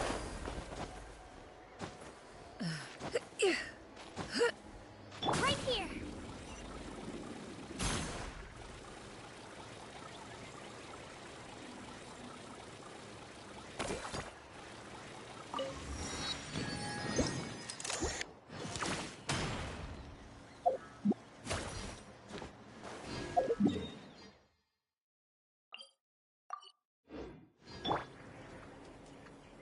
Yeah!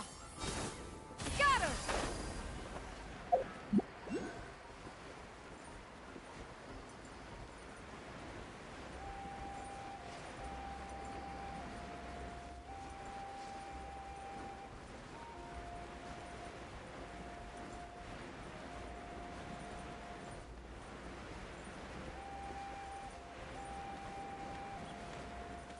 Yeah! Alright, skyward! Spin to win!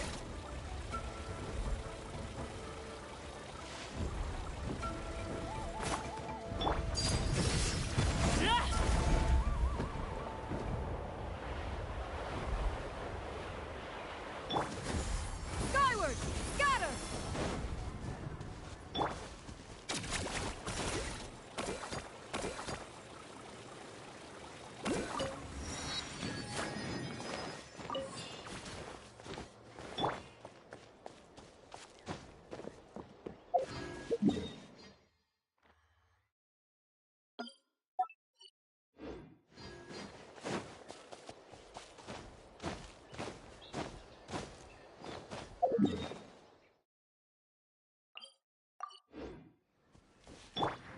Yeah!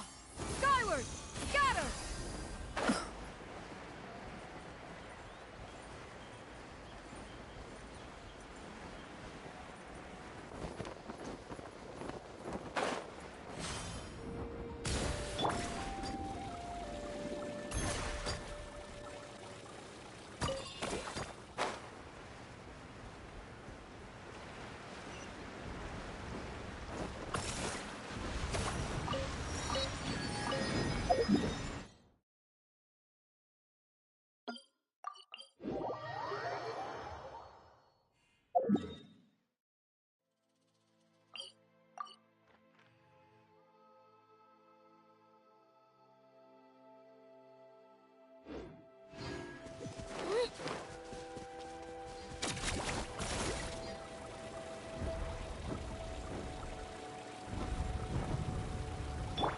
Yeah!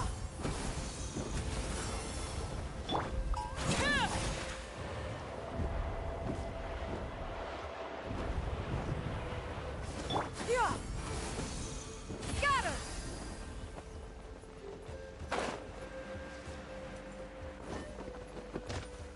Yeah! Skyward! Scatter!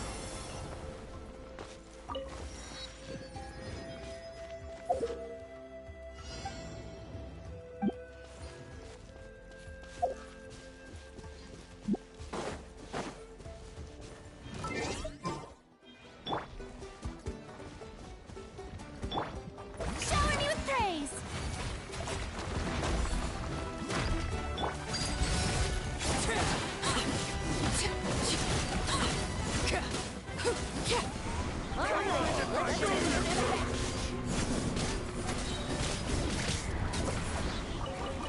Let's do this then! Transfixed!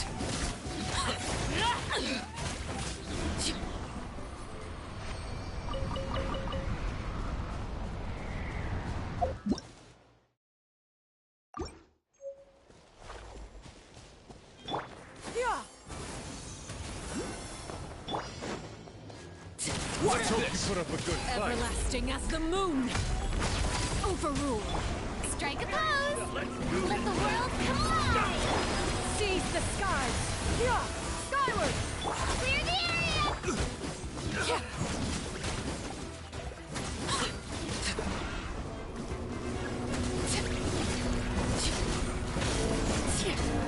Transfixed.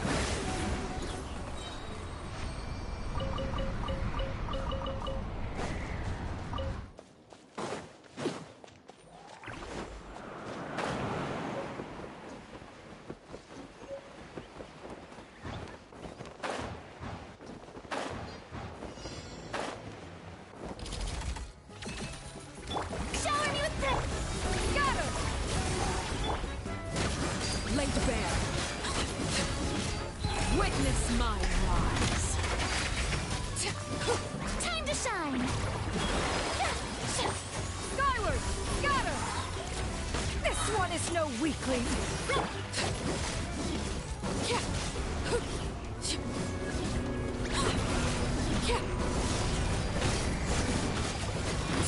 Overrule.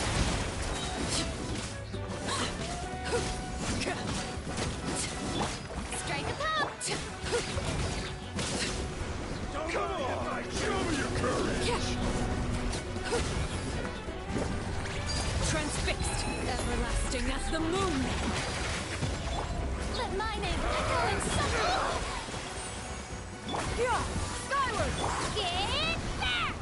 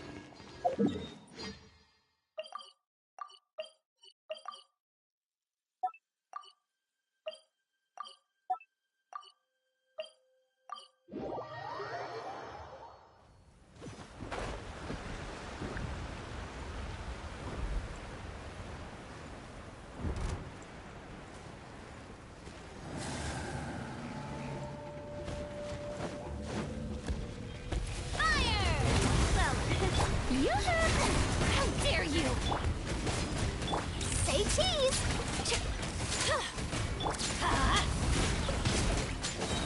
Teamwork is dreamwork!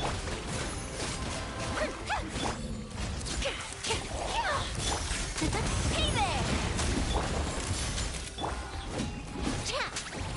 Feeling lucky?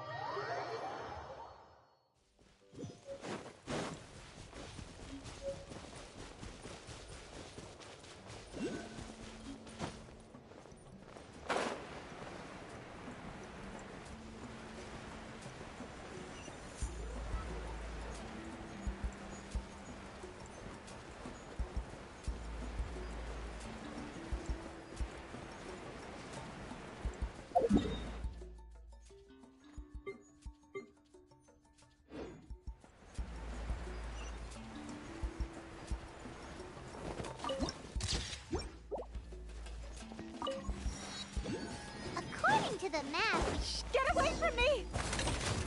Look, over there! That Master Chevin? Hold that pose! Shoot! Bomb! Watch out! Where did you come from? So strong! Let's get out of here, boy! Well, they didn't put up much of a fight.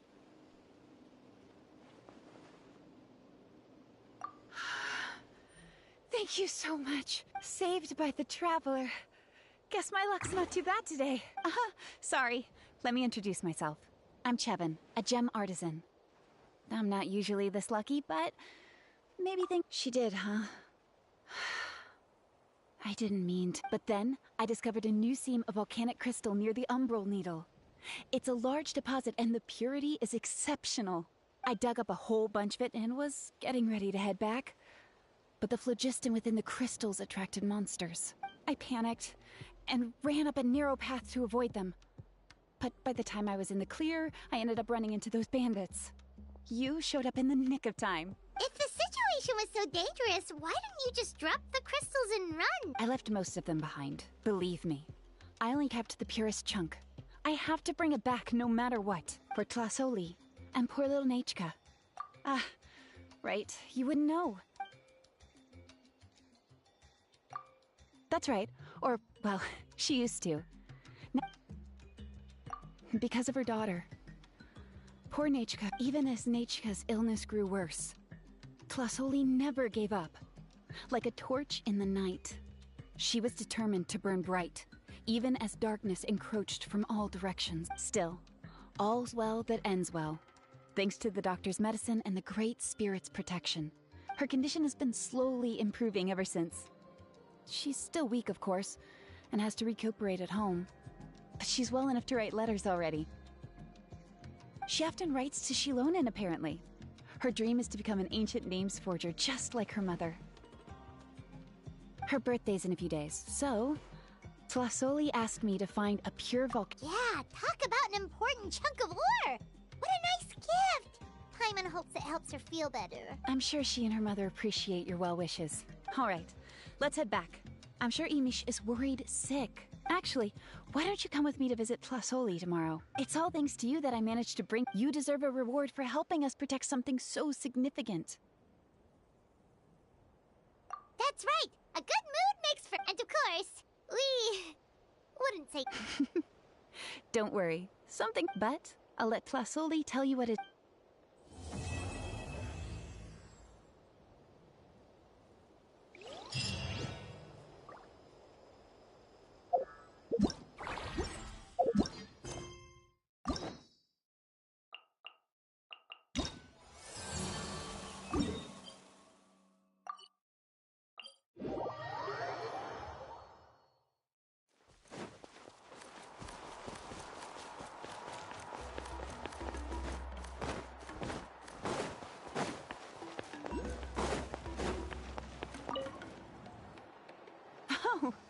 You're early.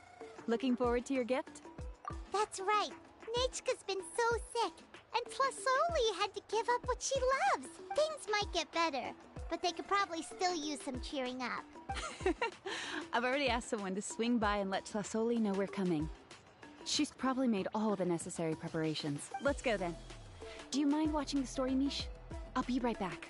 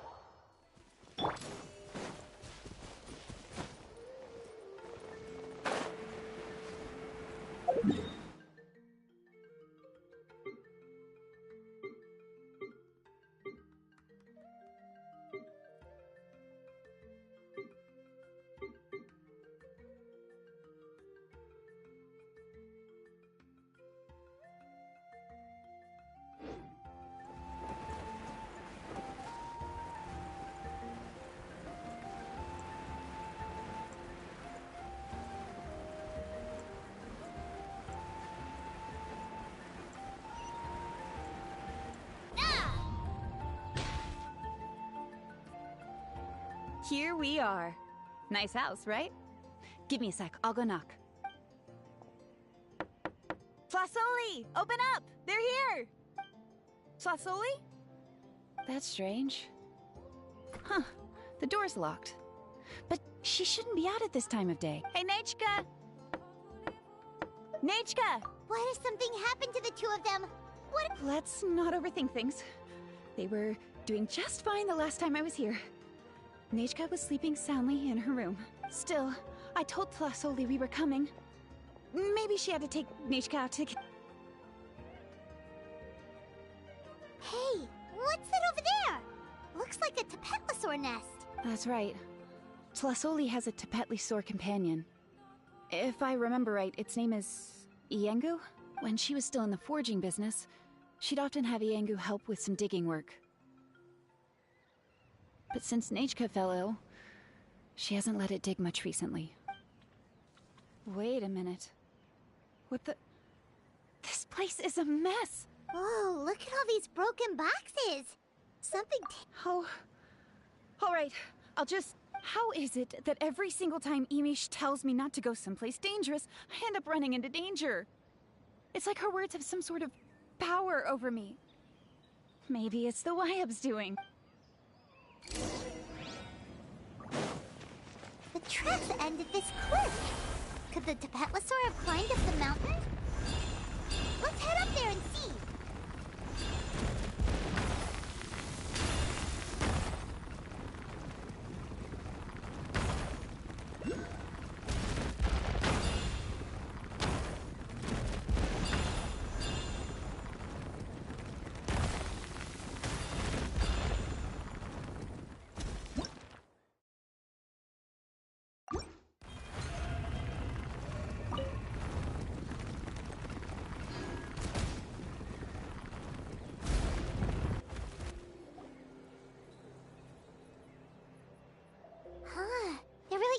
Tapetlosaur up here.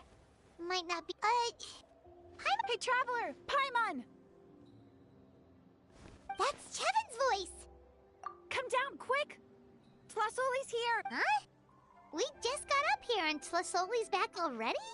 What a quick... Well, guess this means we should head back... Why is the Tapetlosaur coming along? Whoa, hey, don't run! You'll hit us!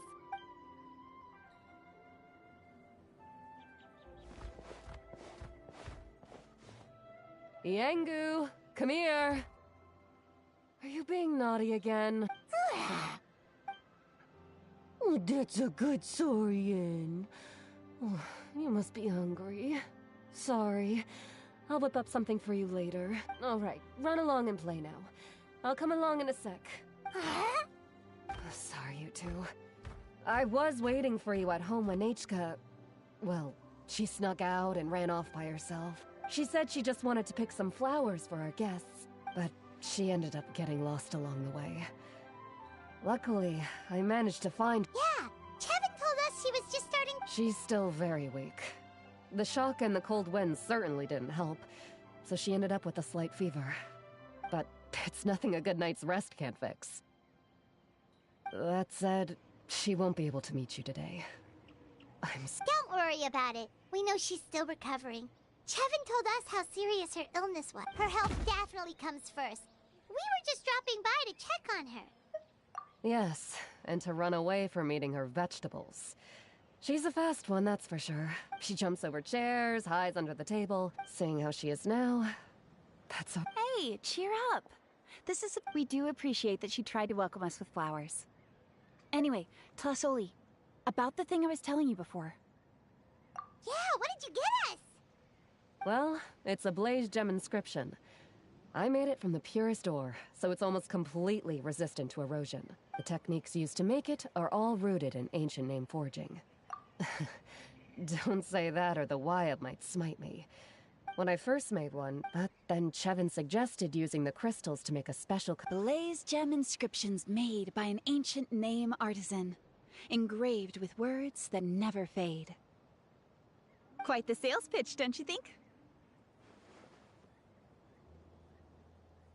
Wow, that description really does make it seem special. Tlasoli's blaze gem inscriptions really are special, though.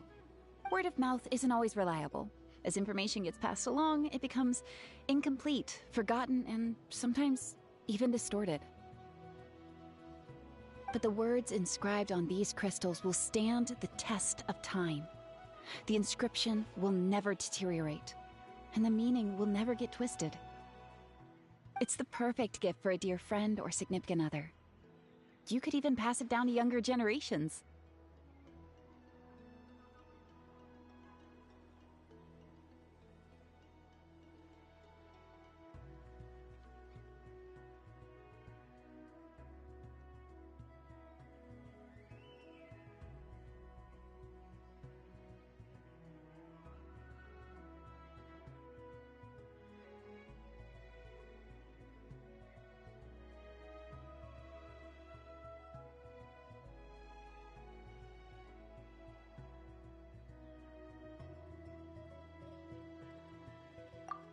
Interested! Let's buy one, Traveler! We can engrave our names onto it! Then, once we find your sister, we can get her to add her name as well! That way, our names will be together forever!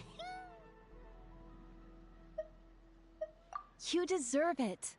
You saved me. Chevin, I thought I told you. Don't you start acting shy. Well then, thank you both. Nachka should be well by then. Whoa, let's not get ahead of ourselves. Hold on. You never know. No, don't let In any case, it's up. Oh no, it's the Tapatlosaur again! Quick, someone stop it! Paimon does. Also, if you don't mind, Tlasoli, I dropped it when I was attacked earlier. I tried fixing it. Just leave it to me. Thank you, Chevin. It was nothing. You're right. Yangu, behave yourself. I'll feed you in just a second. I'll have Chevin contact you once everything's ready. Maybe we'll even... Oh, that sounds great! We'll look forward to all the good food! Anyway, see you around, Tlasoli! Look after yourself. Nachka is going to be so happy to meet you.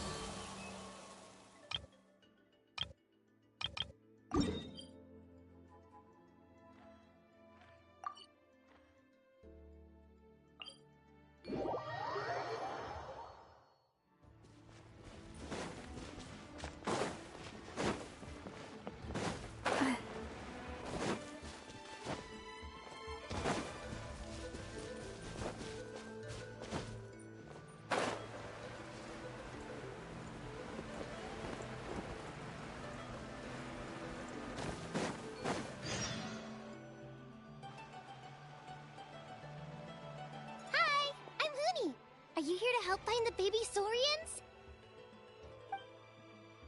And I'm Toba. You must be the helpers that... It's nice to meet you. Oh, but Uncle Sanka said he was gonna send some of his friends over to help us. You sure? Yeah, sorry. Whatever this is about, it sounds like you've got the wrong end of the... Darn it! We've been tricked, Huni. What are we supposed to do about the baby Saurians now? It's okay, Huni. Don't worry. Why don't you tell us what happened with these baby Saurians? There's been a lot of unrest in the tribe lately, and my dad's sorry after what happened. If Nana is here, my dad's one of the elk. I didn't think it would. Yeah. It's all right. Don't let them get. They should be. I already managed to find their tracks. Really? Awesome. You gotta be careful out on the cliffs, though. They're really steep. Even grown-ups have trouble climbing them.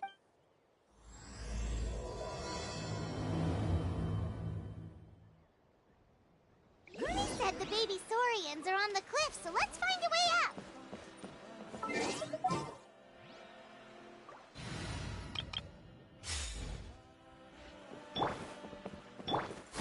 Skyward! Scatter! Right here.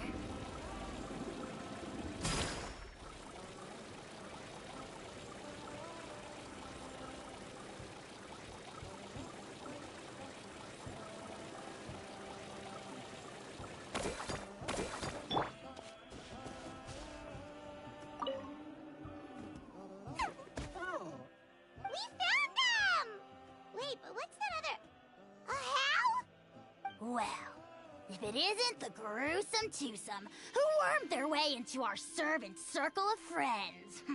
Still awestruck from the last time we met? Would that be why you hastily scrambled up here to pay your respects the moment you saw us? I suppose we can't blame you. Such is the spell that our majesty casts on our minions. Very well. You heathens leave us no choice. The almighty Dragon Lord, Kahula shall grant you the audience that you seek. Come, pucker up. You may now kiss our feet. Wait, aren't you like Kenichi's sidekick? What the heck are you going on about? You're somehow managing to be even more annoying than the last time we met. Silence! Who are you calling sidekick? We are the Dragon Supreme, sovereign ruler of the Nation of Flame. We shall have you know that last time, were it not for Kenichi's earnest pleading on your behalf, you would have received not a single word of mercy. Oh, come on. You talk big, but Kenichi clearly has you under lock and key. That's great, Sovereign, to you. You dare invite the wrath of the almighty Dragon Lord, Kahula How.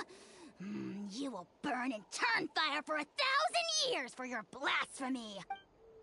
If you must know, our humble servant begged us to investigate an abyss incident near Hoytzitlan, and we chose to grant his request. Abyss incident? See this little lizard? Its mother, a medium-sized lizard, came under the influence of abyssal power. In her confusion... Yikes! So how is she doing now? She was but a lowly bug fighting against the power of the abyss. Naturally, she has departed for the Night Kingdom. Such a fragile creature. Apparently, she ended her struggle by leaping from a cliff. Leaping from a... My dear anemic flying ant, as addled with questions as your head may be, please keep them to yourself, and wipe that absurd expression off your face. We are the almighty Dragon Lord, Kahula How, not a wish-granting fountain.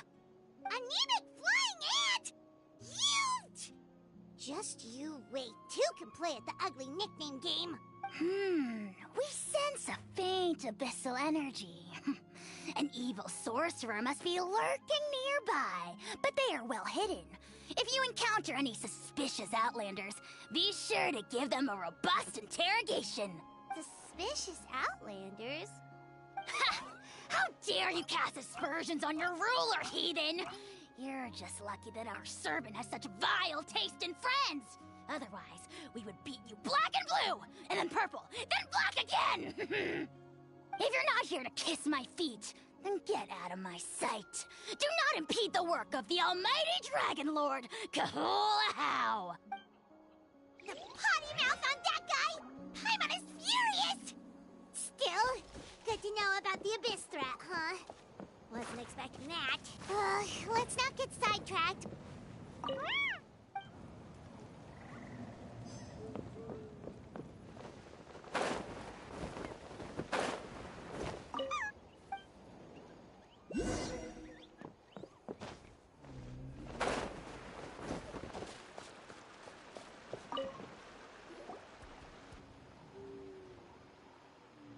Wow, you're back already? I'm so glad you're welcome.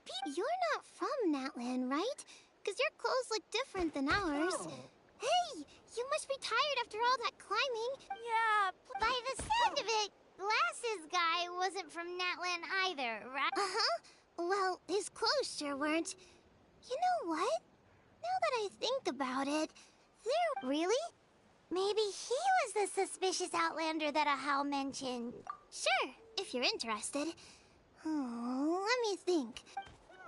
Oh, please. Just one more story. I heard that there... Oh, you mean... Oh, what? Uh-huh. Turn fire is different. Why? As soon as you turn... Well, good God. Right? How nasty. Yes, shock. Good guess. Mm-hmm. He didn't like how and that's how our aunt... But Ochcon wasn't. A split second... All it took was... The question is... Nobody know... And then... The grown-ups say that it's like a final... Ah, I don't know. Either way. Sure has. Yeah, and now... Kinich. All right, Uncle Glass. Tell me more about this Kinich guy. One more story, I swear. No? Careful, Toba. You look dangerously close to cursing me out right now. Tut tut. Uncle, you'd better not be trying to trick us, or the Turnfire will get you. How would it get me if I'm outside of Natlan? Uncle Glasses isn't from here, you know. Huh? Wait. All right, kiddos. I'm a man of my word. 2 of my friends are on their way here, and work them like dogs. Okay? That's what they're here for. Really? We met at the foot of... Seriously? If you don't believe me, turn around and see for yourselves. Huh? Where? Oh, wait! Uncle Sonka, where did you go? Yeah, definitely a fishy. Yeah, and all he got out of us was some stories, though. Traveler, maybe... Huh? You know Kinich? Not very well, but we have met him before. Aw, man. Me neither. Oh, the creep... Exactly. Uh-oh. Hoonie, look. Oh, yikes. If there's anything... We gotta run. Bye for now.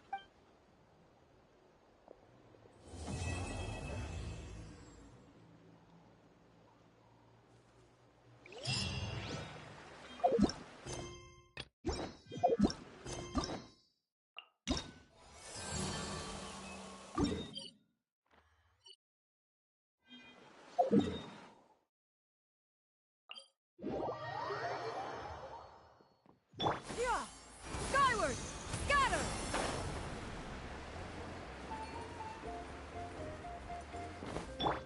Let's go, Twirly!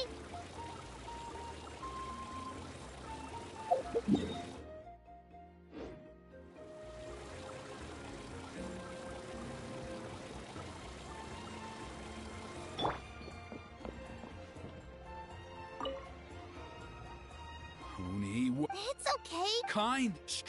Yeah. Don't talk back to me. They were good people. Hello again, Hoonie. It's Miss Paimon and Mr. Traveler. Dad, it's them. They're the ones. Oh, so you're the I'm Trinidad. Apparently, you helped my daughter today, so if there's anything you need, just ask. As an elder of the Scions of the Canopy, I've got some influence around here. Now, I trust that you're sensible people who know better than to... 1 million... Dad, please! They're not bad people! They've eaten at the same table... Kinich! I heard that 2 mysterious travelers from afar showed... And Paimon's the other! I do apologize. A lot's been going on in our tribe lately. Oh, now we're... Oh, you just arrived, Careful now! That's quite an about-face! We've heard that kind of thing can lead to spontaneous combustion around these parts.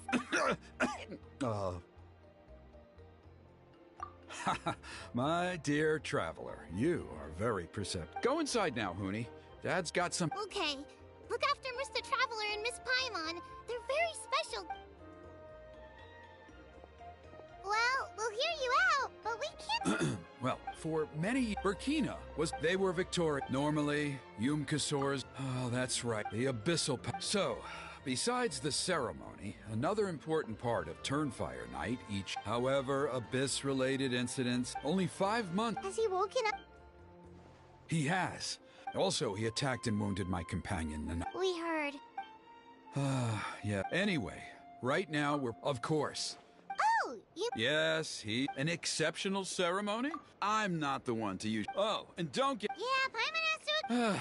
Anyway, the fact is, the ceremony can just as easily be done without him as long as we can find someone else. And besides, there's only a few days left before the ceremony. We can't afford to waste what little time we... Wonderful! Come with me to the...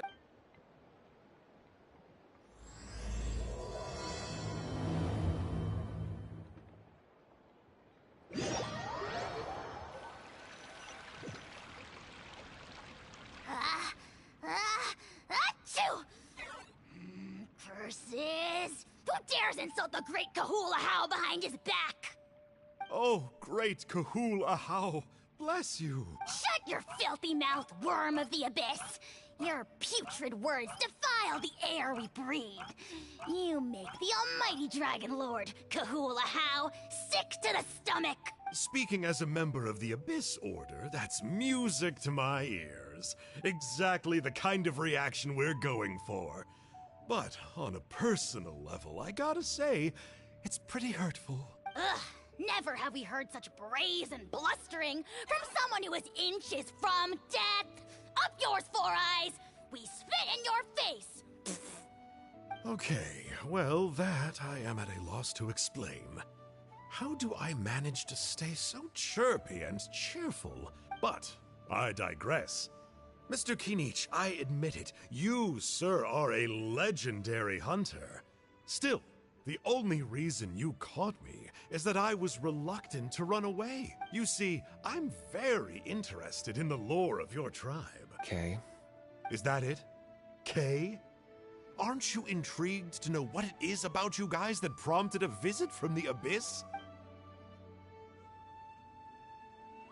It's the extreme sports! The other day, I narrowly avoided getting hit by a very brave soul who just leaped off a cliff. I think you call it bungee jumping? Look, I even did a painting inspired by the bravery. You scum-sucking swine! I swear, if you go bungee jumping, it'll be without a rope! Head first off the tallest cliff, with a band of hunters on your tail, and nowhere left to run, and a bottomless cesspit waiting for you on the ground. You say that, but I get the sense that Mr. Kinich isn't planning to take my life right now. On top of that, I'm tired of spying on you from afar. So why don't we just I've heard that the most important— Or you could tell me what it is you're really after. What? And then I'll name my price.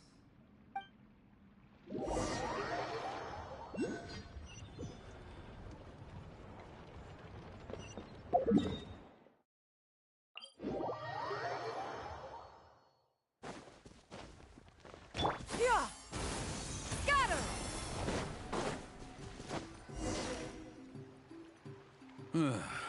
The Abyss contamination is back. No surprises there. See those torches over there? Those are the Sacred Flame offshoots that we requested from the Stadium of the Sacred Flame. They contain the power of the Pyro Archon. Are you saying that the Sacred Flame and the Turnfire are the same thing? Well, for ceremonial purposes, at least. Sending someone to the night— Gotcha! So well, that's one part of it. First, the Flame Bearer. Then, they must go down into the camp. The most skilled flame— Wow! He can do all that flying without ever falling to the ground? Well, of course Paimon can. It'd be much harder for you. Well, don't worry. It's not a requirement. The Flame Bearer must always keep moving forward. So... what about today? Oh no. Don't. Are you ready? I'll repeat all the key—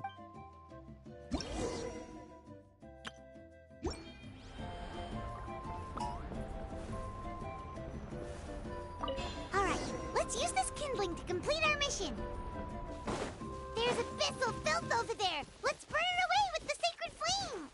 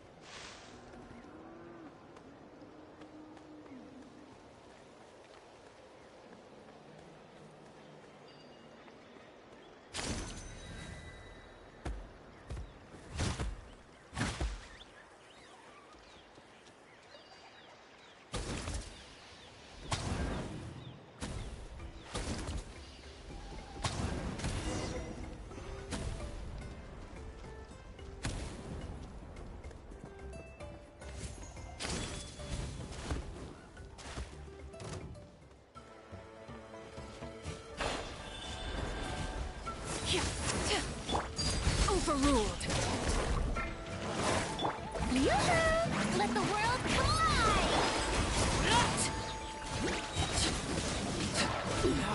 Go!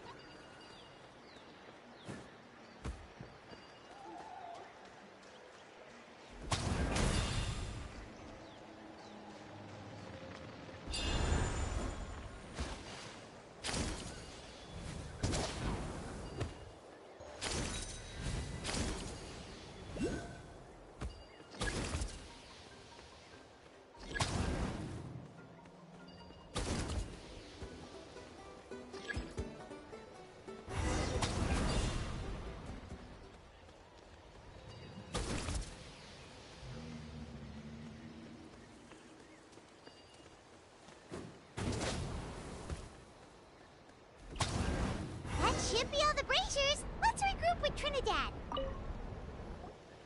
I knew I was right. If there was an ancient name... Yeah, although it would probably take time on... All right. Oh, you mean they've... Some of them are still still. Just for... See that place over there? There was... After a period of up... If we fail to keep the threat posed... So... Fair enough. I'll need you to drop... Okay, see you... You have my gratitude. We've helped out with a lot of other local festivals.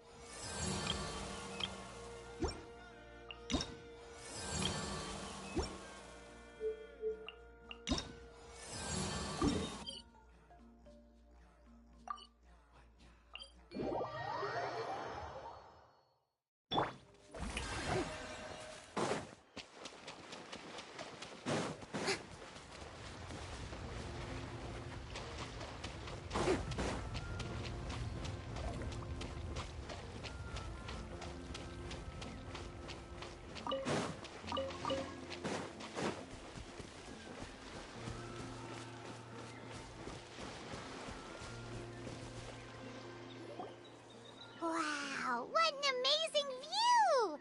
And we can even see some Kaholosaurs here and there.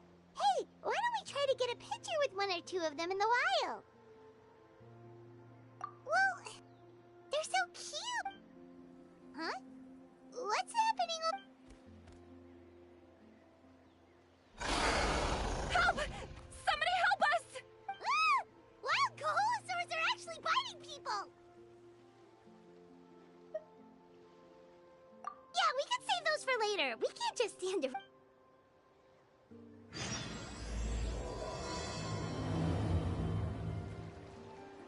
Shower me with praise! Get back! Don't panic! It's in there! Finally!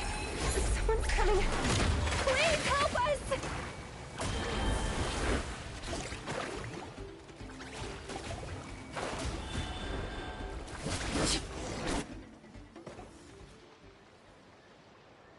Judging from your clothes, you must be scholars from Sumeru, right? Yes, I'm Karia. Don't mention it! Still, it seems... Correct. Say, I can see you are very skilled at dealing with them.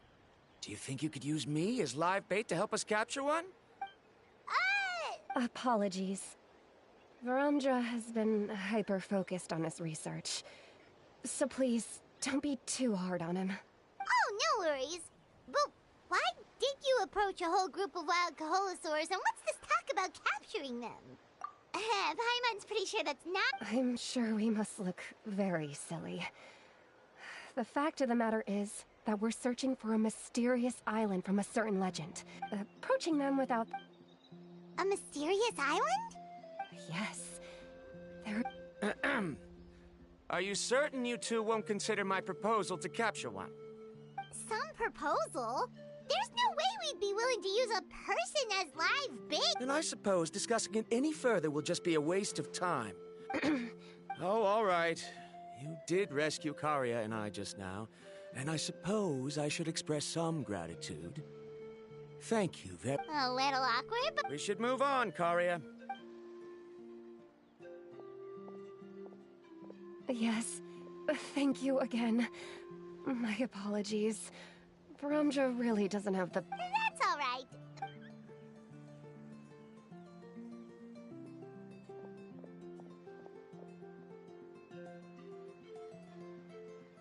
You really don't see a pair of adventurers like those two every day.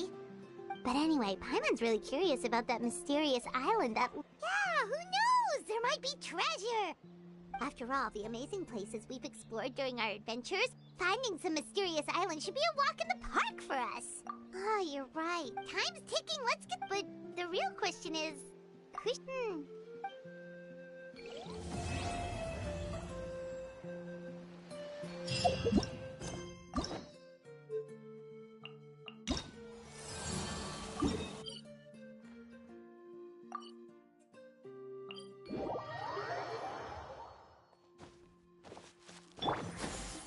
Skyward! Scatter!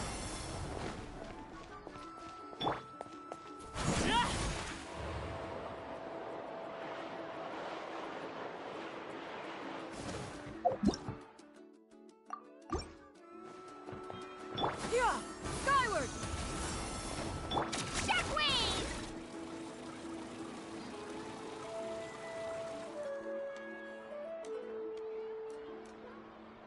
Someone looking for me? Oh, why if it isn't the Traveler and his... So what brings you here? We want to visit the mysterious island. The mysterious island, huh? Is there something wrong? I'm assuming you two are already aware that this island is related to a legend of my people. Yeah, but now that you mention it, we don't know anything about the actual legend yet. Then allow me to explain it to you two. It is said that the first chief of the people of the Springs was the most outstanding guide in all of Natlan. He discovered many deserted domains and found countless treasures. But to prove himself once more, he embarked on yet another journey in search of a legendary, mysterious island.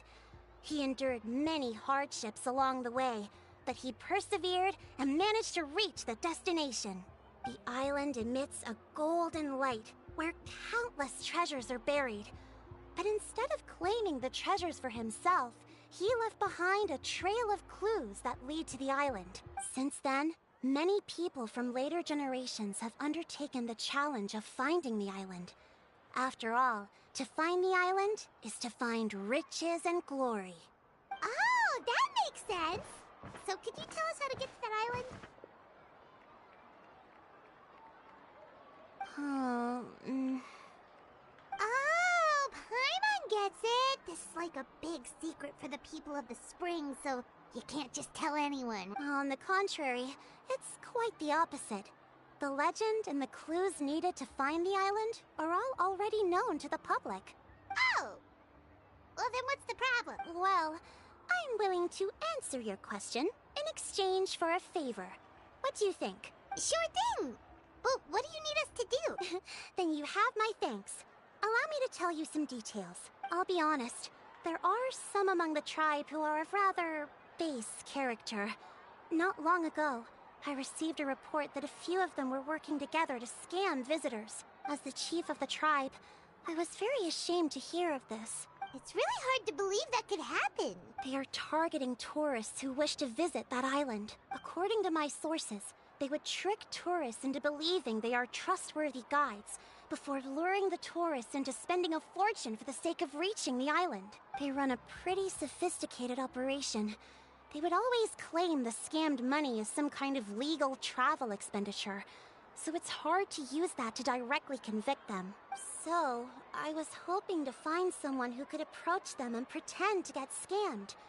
Doing so would allow us to gather the evidence required to bring them to justice. The problem is, they would certainly recognize anyone associated with me, which is why I haven't been able to carry out the plan yet. Oh, Paimon understands now! We're the perfect bait. Exactly! And as far as I know, you two are no pushovers. No matter what nefarious schemes they may come up with, you'll be perfectly capable of protecting yourselves, right? You betcha! If it's just a few scammers we're talking about... Wonderful! Then here, please take this. Whoa, There will be plenty of rewards if you manage to catch those scoundrels. This Mora, however, is for other purposes. I'm sure some spending will be required on your part before they lower their guard. I certainly wouldn't expect you to pay out of your own pockets, so please use the Mora as needed, and collect as much evidence as possible. No wonder you're the chief. Seems like you've already thought of everything. I've marked the location of the scammers on your map. I'll leave...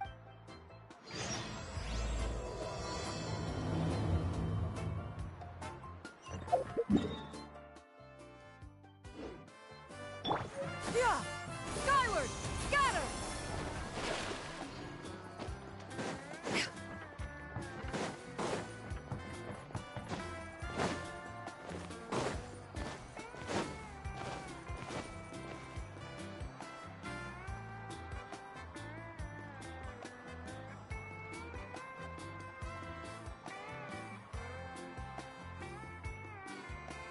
This should be the place.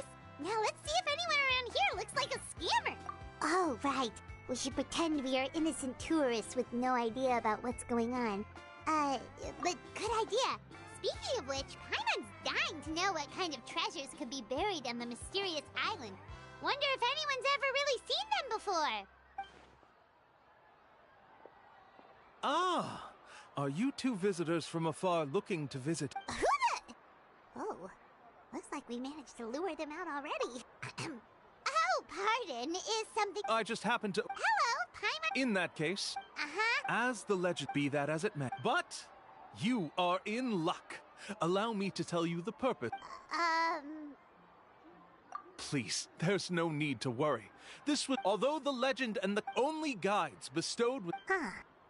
He actually sounds pretty convincing. But it seems like fate has brought us together. So... Not to worry.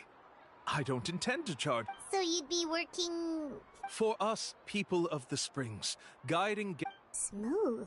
Paimon almost wants to believe him. All right, Of course. Please, follow me.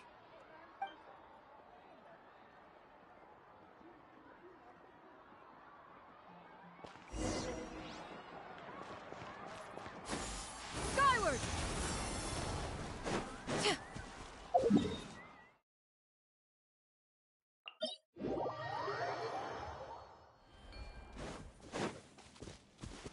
Yeah! Skyward!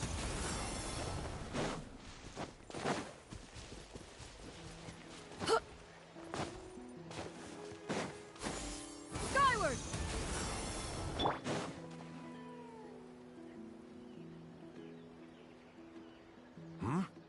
Are you two here to take pictures with the Koholas? Really? Can we? Ahem. Huh? Oh, you two. Ata? Shh, not so loud. Openly saying their name in such a manner will only cause them to loathe you. I apologize for not explaining earlier. As you can see, Ata is the elder Koholasaur, my senior here. Ata is... Therefore, we must... Really? You need only... But, no, I can understand. All right, then let's give it a try. That'll be 10,000 mora per person. Huh? In order for Ata to give us insight... I'm sorry. Such expenses may arise in the There you have it. Paimon knew there was no such thing as a free lunch.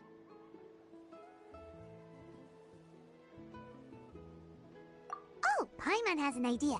She bets they've just made up all that stuff about the... with that kind of evidence? What's taking them so long? Well, what do you say? I'll even throw in a group photo of you two with Atta. You won't ever find another deal like this. Oh, that's an unexpected bonus. Quick, let's pay the man.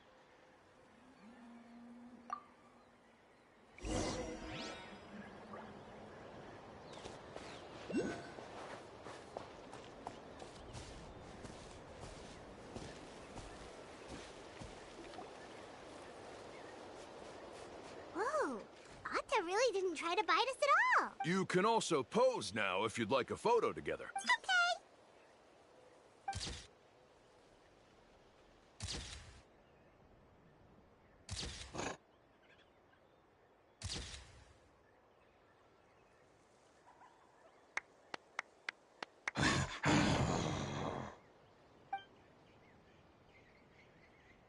Oh, Atta is already speaking? Let me listen to what they have to say. Could you really get anything from that noise? Of course. Like I said, here's your group. Any chance we could get a receipt for that? No problem at all. Here you go. Please, come with me. We still have a lot of the chief's more...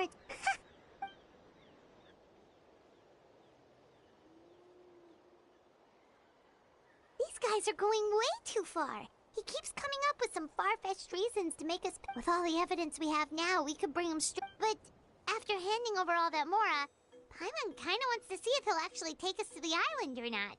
Sorry to keep you waiting. After all the clues we've gathered, I've managed to find a shortcut to the island. Oh, all right.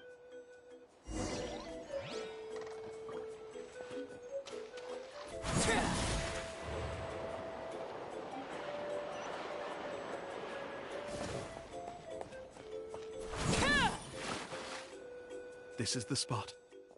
The trails of sunlight will guide the way. Once you cross, Atta's insights have already pointed us. You mean... As I said before. Anyway, there's...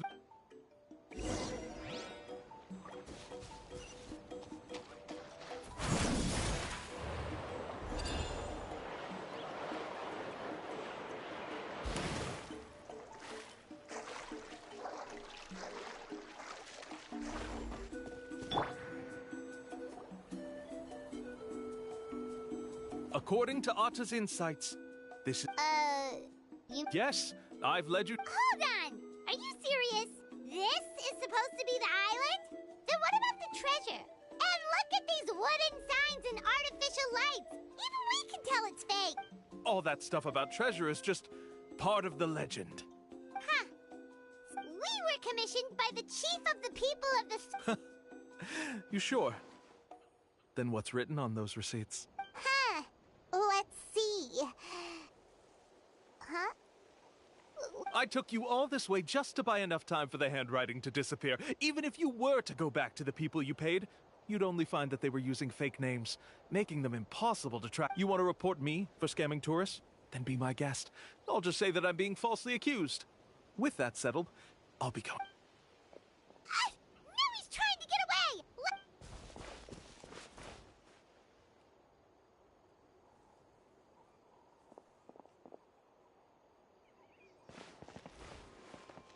It's the chief!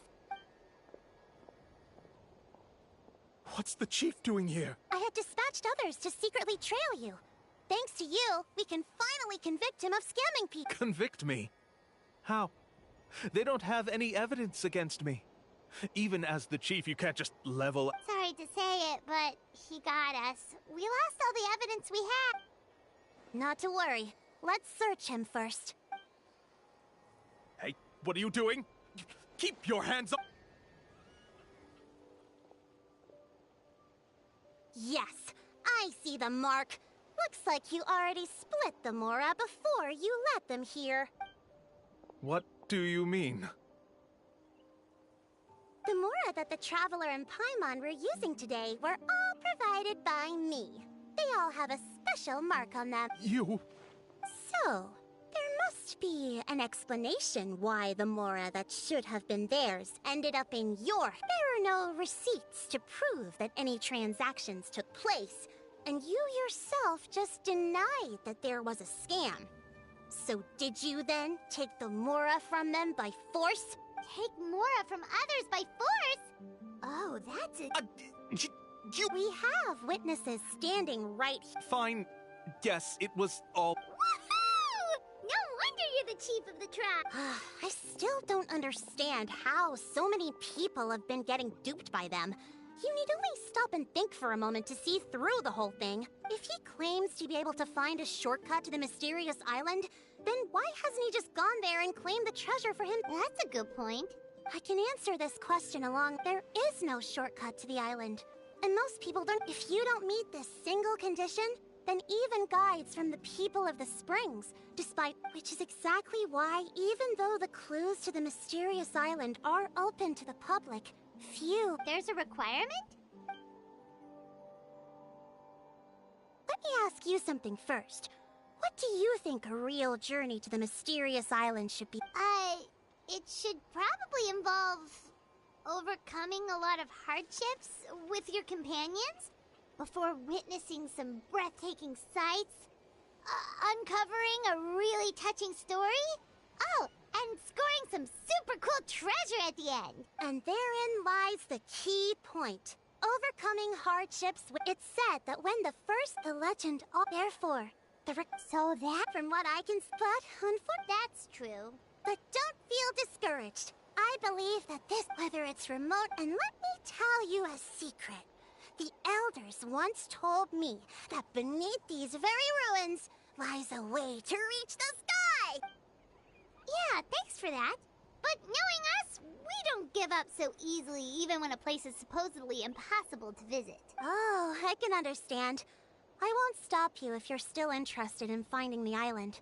I just recommend finding a guide first who you could trust with your lives. A guide we could trust with our lives? Oh, we could go find Mualani! It appears you've already made up your minds. Then, I'll be okay, bye!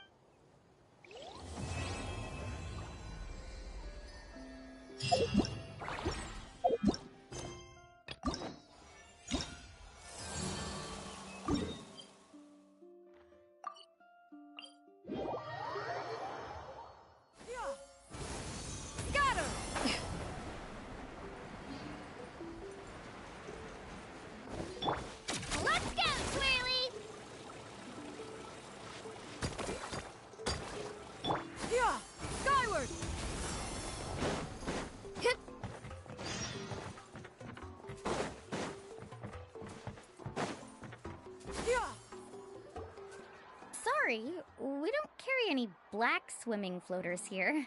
But why? Black floaters look really cool.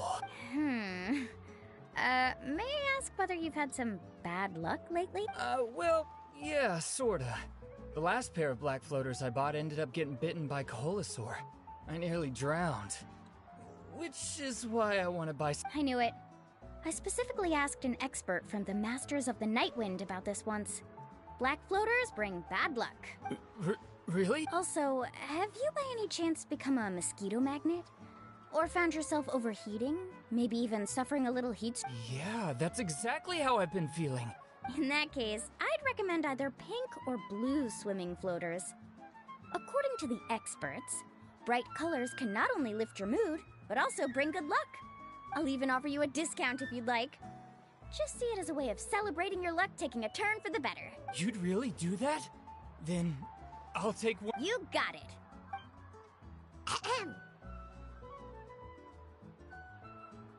Well, hello there! If it isn't the Traveler in Paimon. It's been a while, Mualani. Was all that stuff you were saying just now really true?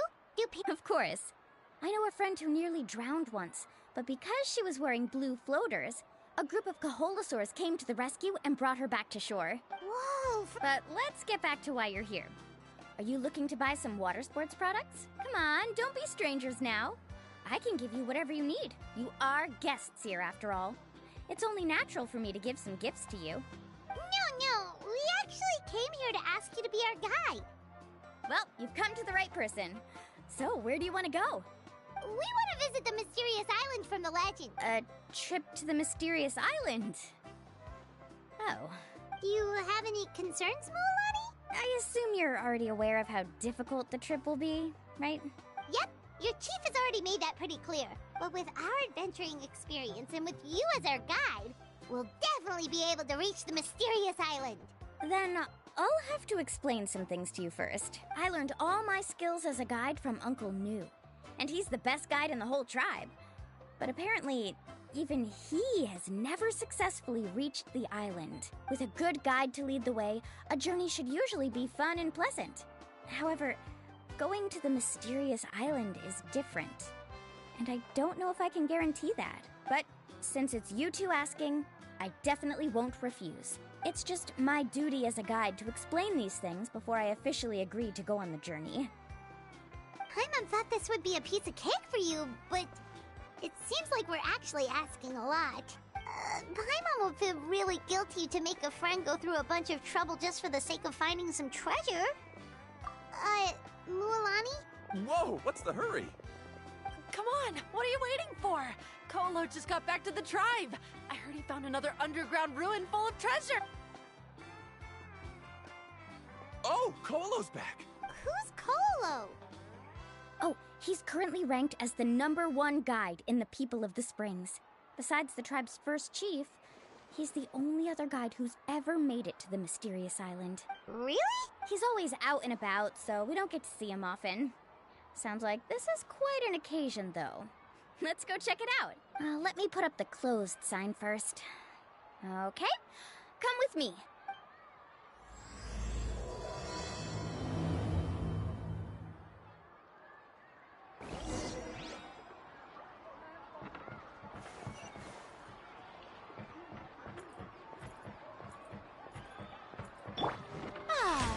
The show begins! Seize the skies!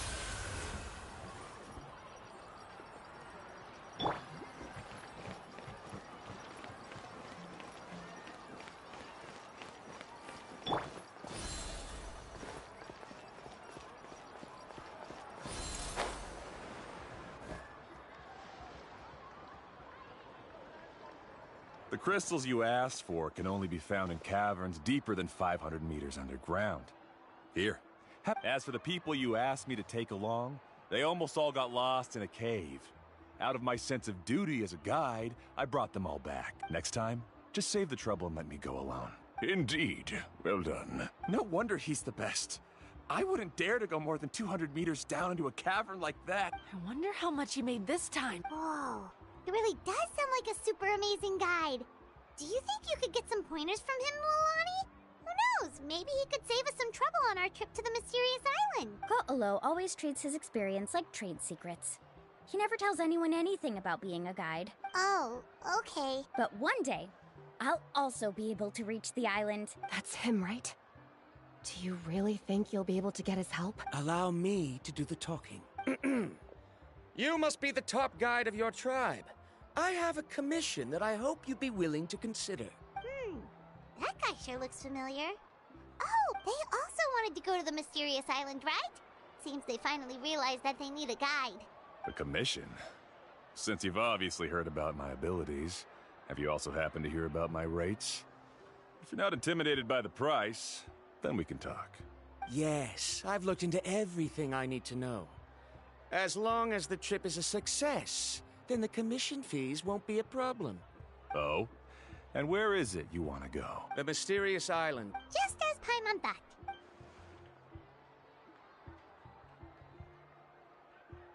But first, please don't misunderstand. I'm no tourist. I wish to visit the real place. You hear that? He wants to go to the island. In that case, Ko'olo's the only one for the job. But the journey to the island requires a lot more than just a... Since you want to visit the real mysterious island, then I'm sure you've also heard about the requirement for our trip. Yes, I know. According to the legend, only those who are willing to entrust their lives to one another will be able to reach the island together. I must reach that island, even if that means putting my life in someone else's hands. I have made up my mind. Don't waste your words on me. The way I see it, the requirement is just a way to weed out those who do not have the skills to reach the island by themselves. You say you'd put your life in somebody else's hands? Ridiculous. Even if someone were to trust me with their life, they'd just be another burden. Let's look at it the other way around. Why would I place my life in the hands of someone whose abilities are far below mine? That is what the legend is really hinting at here. Many guides in the tribe have received commissions like this, only to end up bogged down by their incompetent clients long before reaching the destination. How do you think I reached the mysterious island? I made it because I chose to go alone. Well, I'm different. I'm no That doesn't make much of a difference to me. You'll give up halfway at best, which is a waste of my time. And a waste of your commission fees. I can tell you're just looking to explore something new. If that's the case, then you can find another guide in the tribe. For example... new student, over there. What's up with that guy's attitude? Paimon takes back everything nice she said about him. I have things to do now. Goodbye. Hold on, Ko'olo. What's wrong? I'm only introducing a potential client to you because I know you're a teacher. In fact, I'd say it's quite the opportunity. Never mind that for now. I don't agree with your views on the island. Uncle New taught me that... I know. You're just the same as him. You both obviously hope to prove yourselves, but still think that you have to follow the legend to the letter. Waiting for a cumbersome client to find you before even trying. Mualani? The rare ores I brought back are proof that I've been to the island. But as for New, where's his proof? Why don't you wait until he's actually found the island before you start using his views to refute me?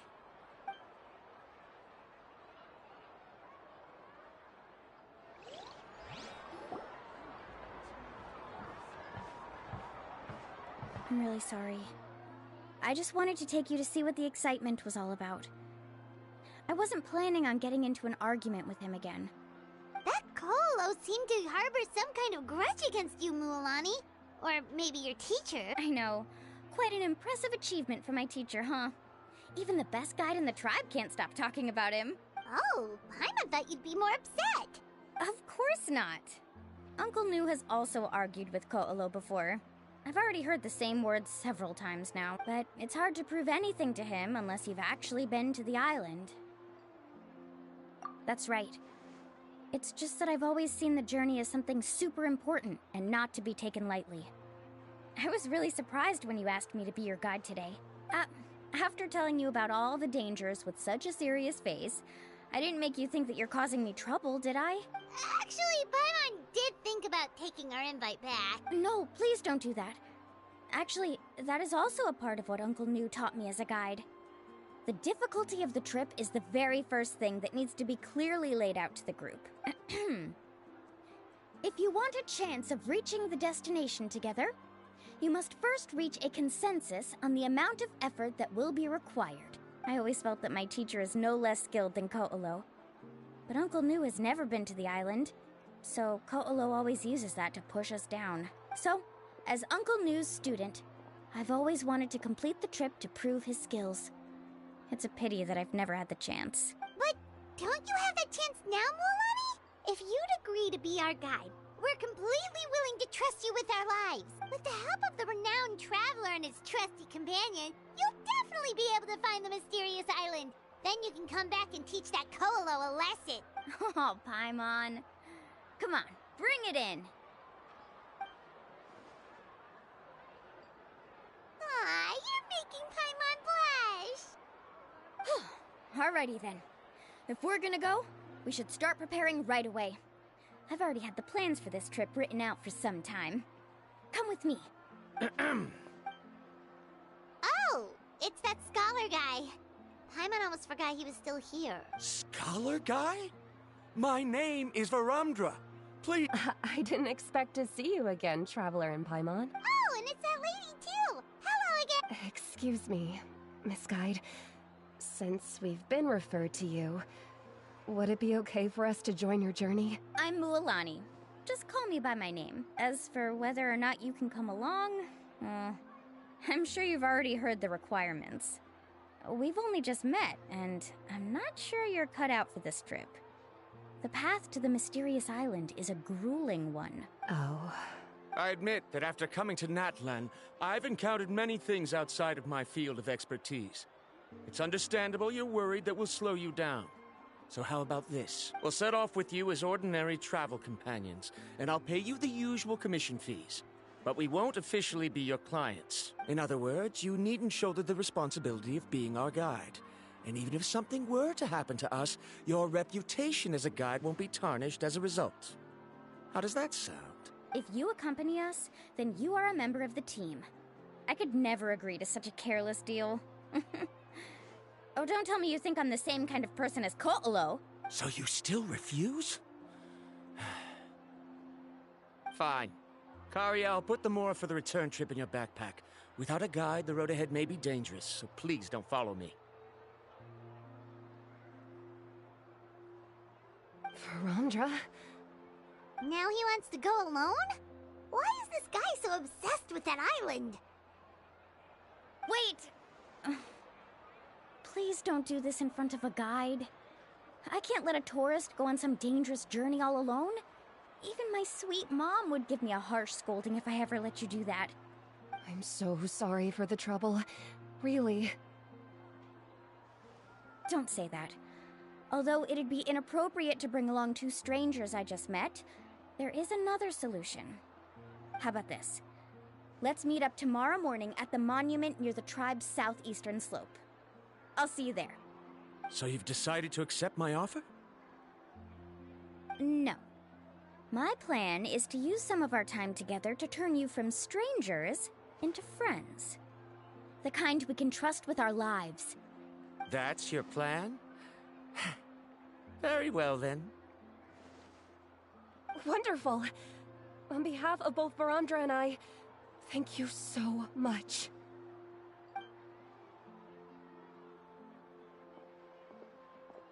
Pretty sure only Mualani could come up with a plan like that.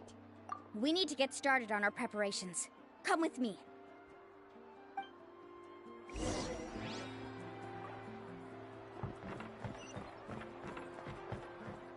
Spin to win!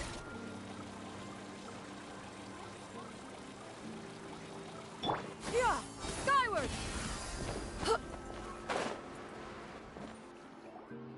Hey, Alapha. I've got some business for you.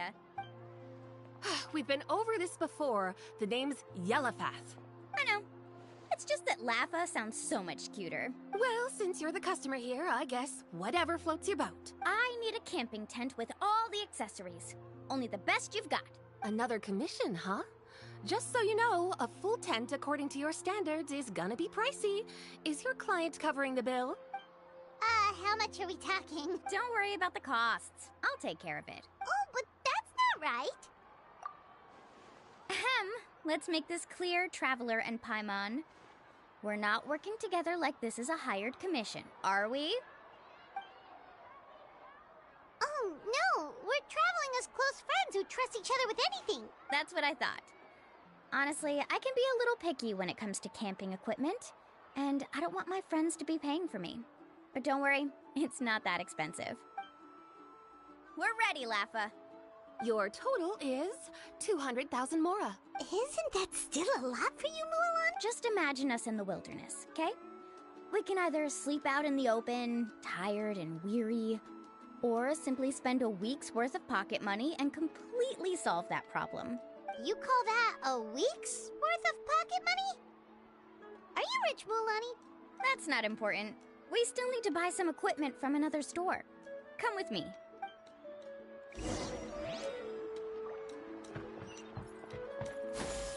Skyward! Scatter!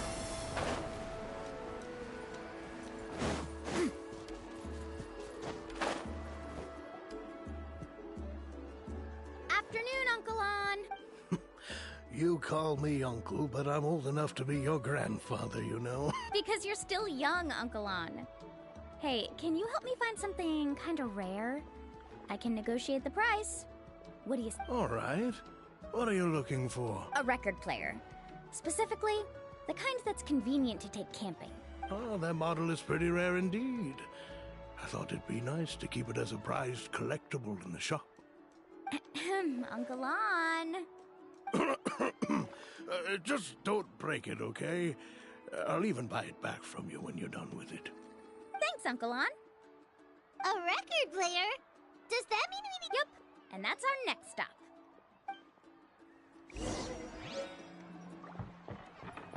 Yeah! Stop! Hey, Paka Paka! Mualani? Have you finally decided to release a record of your own? You'd be the first I'd sign with if I ever did, but not today. I just want to buy a record. That's a pretty rare record, you know? Besides, I haven't even finished listening to that one yet. Maybe I can think of a way to connect you with a friend from the Masters of the Night Wind to release a record. Whoa, then we could produce some really wild tunes. You've got a deal. Nice. That's the record also accounted for. What do we need it for anyway? Well, I asked a friend from the Masters of the Night Wind for some advice once, and apparently, playing this song at night is an effective way to keep travelers safe and sound. Is that really a thing? Well, if it doesn't cost much, that's a nice way. You know how it goes, Mualani. 20,000 more. Deal. Looks like Milani really is rich. That should be about everything we need to buy. Next is... Ooh, I'm getting kind of nervous. What's wrong, Mulan? Next, I need to find my teacher and get the map to the island. Besides the legend left by the first chief, there's also a map. Well, not just a regular map, it's more like it's full of strange symbols. Almost like it's a part of a big puzzle. The chief made several copies of the map and distributed them to the first members of the tribe. The copies were to be passed down to future generations, so usually a teacher will pass their copy to... Which brings us to today. The day I officially asked Uncle Nu for his copy of the map. Whoa. Hearing... Yes, but the thought of having you two by my side somehow makes me feel a lot better. We won't let Uncle Nu down, right? That's right! Let's go and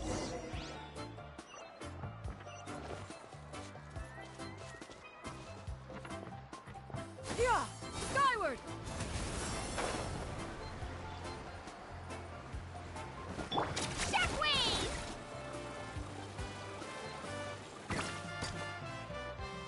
Afternoon, Uncle Nu. A surprise. Then you must be here to finally pick up the map. You saw right through me, as always. Did you forget that you had mentioned these two to me before? The ones who went to the Night Kingdom with you. In some sense, you could say that you've already trusted. It's just that my feelings are a little complicated now. Huh? Do you think that I'm still not ready yet, Uncle? No, I believe you are the best guide in your generation. It's just that, after all, the journey to the mysterious island is no easy feat for any... Don't worry. With our help, Mualani will definitely be able to find the mysterious island. Yeah. This time, I'll definitely be able to prove that Ko'olo is no better than Uncle Nu. Don't misunderstand. Since you've made up your minds, I won't try to stop you. It's just... our mission as guides has never been to prove anything. There is only one thing we must do. Guide tourists safely to their destination. I understand, Uncle. In that case, you may have the map. Also, take this with you. What is it? It's a talisman. Take good care of it. You must return it to me when you get back from the mysterious island. Was this made with spinel fruit? But for some reason, this doesn't look like a regular spinel fruit. Right, which is precisely why it's so effective. You really know me best, Uncle Nu. All right. Traveler and Paimon, tomorrow we'll set off. Yay! Paimon can't wait for another adventure!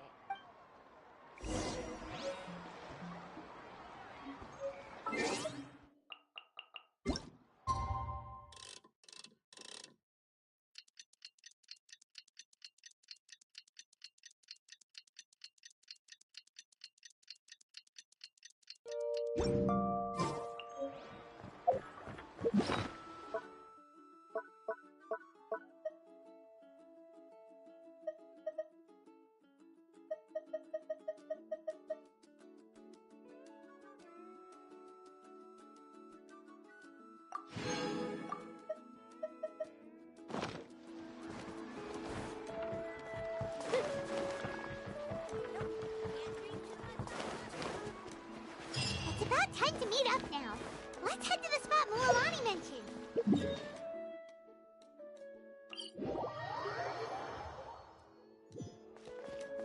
Let's go, Twirly!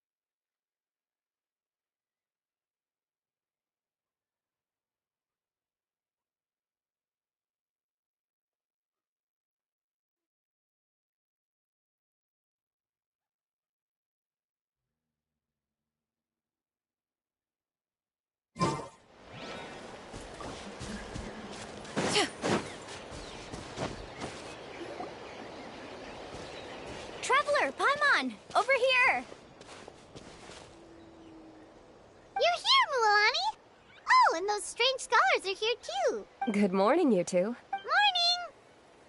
So when are we leaving? Seems you're as excited as a child before the start of our journey. I just want to get down to business as soon as possible. You know this is no leisurely spring stroll, so I hope we can all act a little more professional. Don't worry, I'm a very professional guide.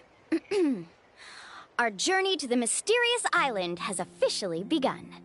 Yay! First, do you all see the statue here? Uh-huh. Is it an important clue? Well, no, it's not a clue at all. He was the first chief of the people of the Springs who came back from the mysterious island and set up this place. It's a monument. The first thing we need to do before we set off is to touch the statue and pray to our ancestors. This will make our journey to the mysterious island smoother. Is there any theoretical basis to support that claim? A theoretical basis? No, but my teacher taught me it's an essential step before heading to the mysterious island. Very good. You didn't try to argue with me over something that you aren't knowledgeable about. That's very professional of you. Sure, but since this practice doesn't have an empirical basis, I won't be able to include it in my thesis. Come on, everyone.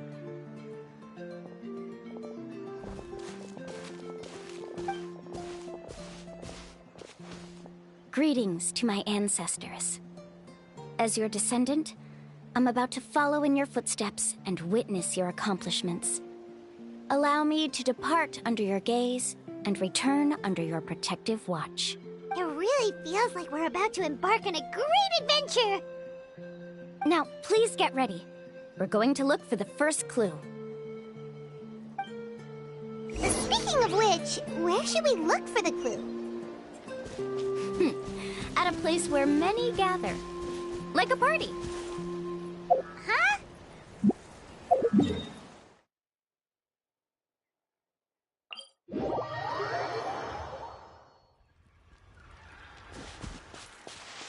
Yeah! Skyward! Scatter!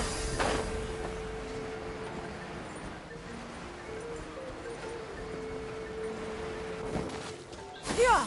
Skyward! Scatter!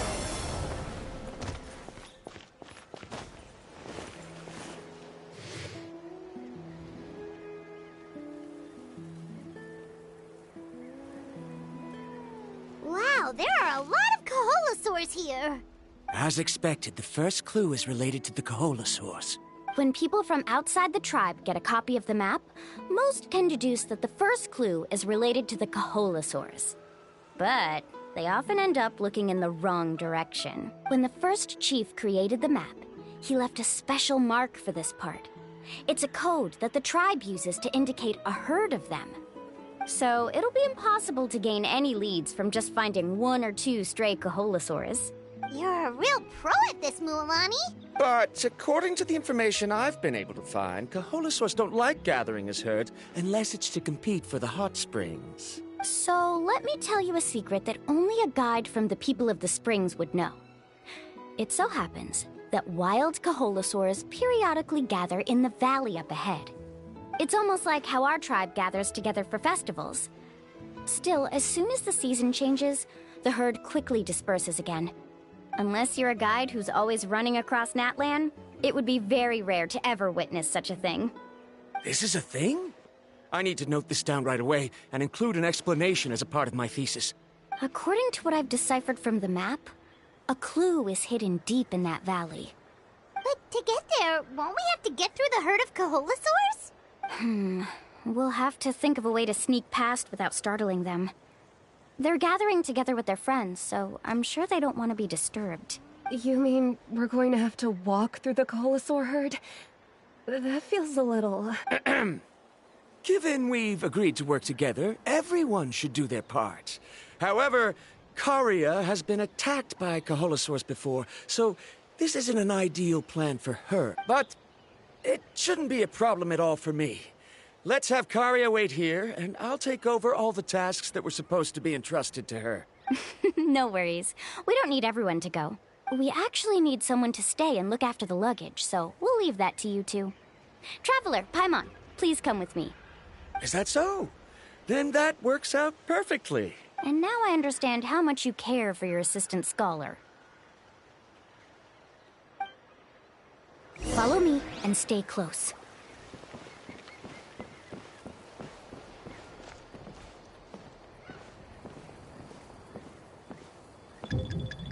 Oh no, we've been spotted. Let's back off and try again. These Kaholosaurs sure seem on guard. We'll never get through. Given you've already used the information provided by the map to deduce that the clue is in that valley, why don't you simply chase them away? You're pretty strong, aren't you? First of all, the elders of the tribe have always warned us to never hurt the Kaholosaurs. Doing so will almost certainly bring bad luck. And secondly, you can't just show up and intrude on others' gatherings, much less make them leave. That's just terrible. But on what basis? Okay. So can we figure out another way to enter the valley? There must be a way to enter the valley without startling them. It'd take a while for me to come up with a solution on my own, so I'd like to ask everyone to help come up with some ideas. Let Paimon think. Oh, is there a detour or another way around? According to the map, the clue is right in the middle of the Kaholosaur herd. Even if we try to approach from the other side, we'll just run into the same problem. This is tricky. Karya, I've noticed that you only talk when you're trying to help smooth things over between Varamdra and the others. I'm sure you must have some ideas of your own, so why don't you share them with us? Me? All right. When Varamdra decided to look for leads on the Kaholosaurs, I wanted to help, and so I also looked up some information about the creatures. I discovered something very interesting. We thought that the Kaholosaurs relied on their hearing to track their prey, but they also possess a very keen sense of smell. But I'm not sure how useful that information is. Oh, that was actually very useful, Miss Karya. You can just call me Karya. In that case, please stay here and keep an eye on the luggage. Traveler, Paimon, come with me. I've got an idea.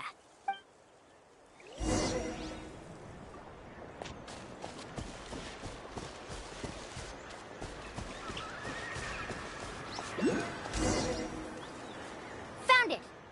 What's this? The key to making our way through the herd. If the Kaholosaurs have a keen sense of smell, then even if we try to sneak around and stay out of sight, they'll still notice us once we get close enough. But this plant can help us solve that problem, because its fragrance is very similar to the scent of a Kaholosaur. We can apply the plant's extract to our bodies and trick their sense of smell. So, we're gonna rub plant juice on ourselves? Don't worry, it's also good for your skin.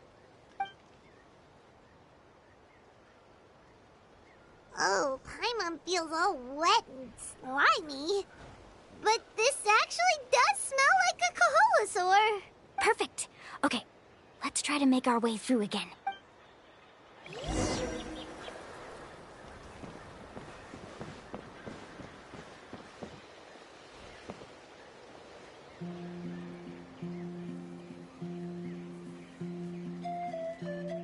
Be sure to stay out of sight.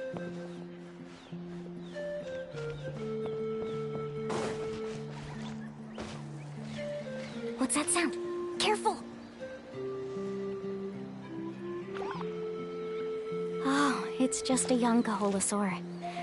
Don't worry, this little one doesn't pose any danger.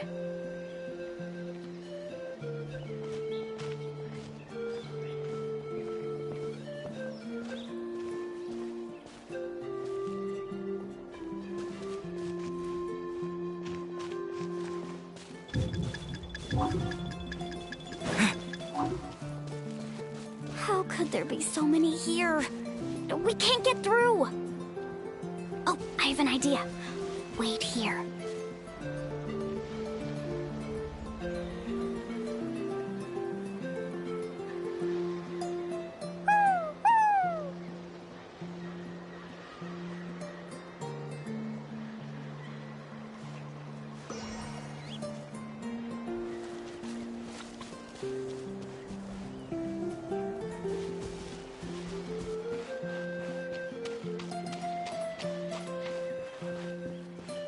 Careful.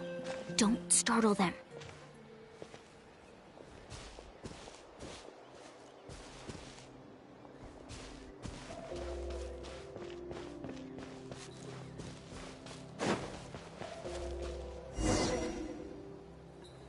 We must be getting close. Look, a bunch are gathering around that rock. Maybe when things start to get boring, they gather together and talk about something fun? Too bad I can't understand what they're saying. But Paimon thought guides from the people of the springs could understand Kaholosaurs. Sounds like someone has been trying to trick you. True, they were definitely trying to scam us. Huh? Do you see that on the rock? It looks like some kind of drawing. I've heard that there is a type of moss that changes color when it reacts to the biological signals released by Kaholosaurs. But to trigger that sort of reaction, you'd need a huge number of Kaholosaurs. That must be the clue! Should we take a picture? Oh, the flash might disturb them. Let me try to copy it down. So we've passed the first stage of the journey now, right? I see. Had we chosen to drive the Kaholosaurs off, then we never would have found this lead. Seems there was a logical basis for everything you said after all. Has he always been this way, Miss Karia? He's just obsessed with his research. That's all. At least this has shown that my judgment is correct. I've proven my trustworthiness. And so, there should be no need for us to argue next time. Yes, I understand. And I suppose that'll help us avoid wasting time. Ululani really knows how to lead our group. Next, we'll need to use the lead we found to uncover our next destination. Now, what does this pattern represent?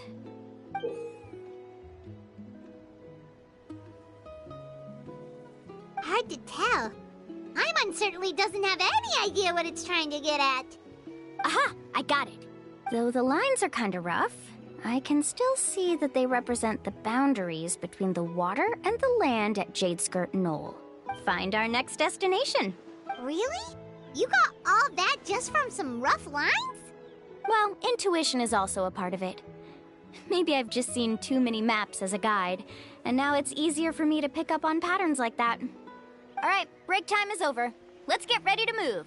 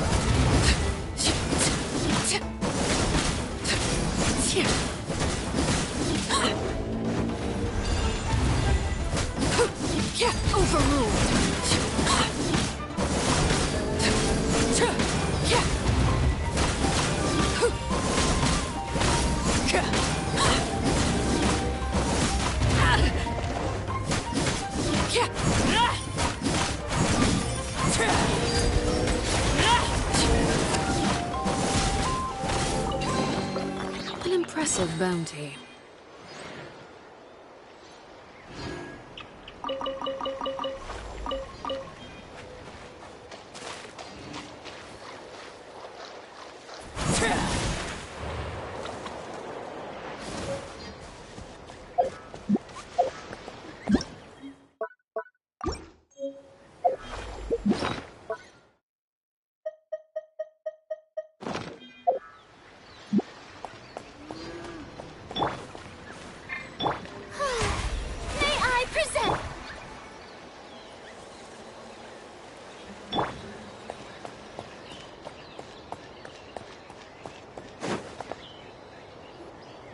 Okay, this is the place. So, where do we go next? I'm not completely sure yet. The map seems to indicate there's a mechanism here that crosses the water. But I still need to think about what these lines might be referring to. I knew it! My theory was correct! Sounds like he's got something to say again. If you have any suggestions, then please feel free to share. I believe the mechanism that the lines are indicating is a spirit way. That is a possibility. But I don't remember anyone from the tribe setting up a spirit door around here. According to my theory, it might not have been set up by humans. The dragons living in Natlan also used a similar device, long before the humans. Speaking of which, the spirit doors your tribe uses may have been built imitating the dragon ones. Oh, I remember now. Uncle New did mention this possibility to me before. After learning about the legend, I realized that it was connected to my research, and so I looked up a lot of related information. Even though I haven't found an exact route to the mysterious island, I'm fairly certain I've deduced the geographical features of the island's surrounding areas. Firstly, it's at an intersection between water and land, and secondly, there should be a high concentration of phlogiston. My research indicates that the Spirit Way was originally a natural phenomenon caused by the flow of phlogiston. Therefore, the area must contain many potential spirit ways, and the dragons who lived here in ancient times may have left behind some devices to control them. Oh, amazing! Now it all makes sense. Now everyone's contributing to the team. You flatter me. If my theory is correct, we should already be very close to the mysterious island. Once you've unlocked the mechanism, we'll be able to derive the island's location. All right. Then let's start searching for the dragon's spirit door. That's just a quick and easy name. I won't be able to include it in my thesis. Given the dragons used the device long before the humans, we should stick with a name that references no human concepts. Calling it a phlogiston node would be much more appropriate. Then let's start searching for the phlogiston node. Speaking of which, what does it look like exactly? If I'm not mistaken... Look that way!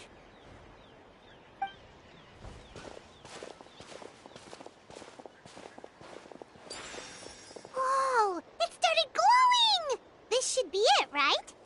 Looks like we can activate it once we get close enough. The light does remind me of a spirit way. But according to the map, there should be 2 more phlogiston nodes. Let's keep searching, everyone.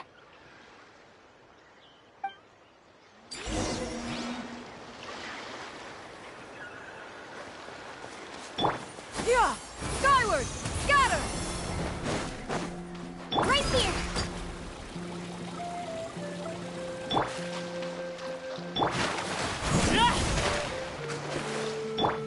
The show begins!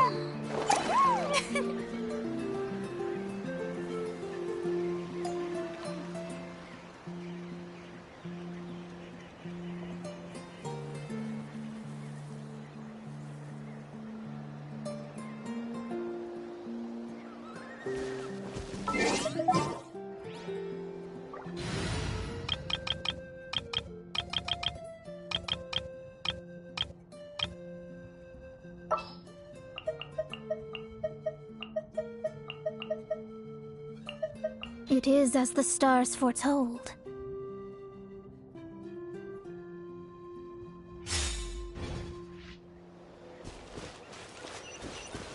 Paimon sees it! Oh, but it's way up high. We'll need to find a way up there.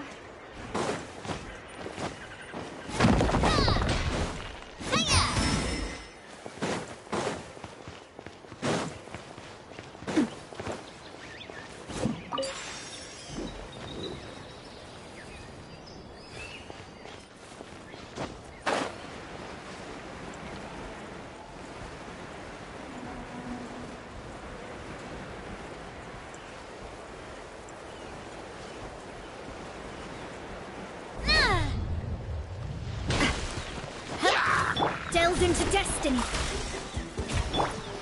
Umbrella warfare, I guess.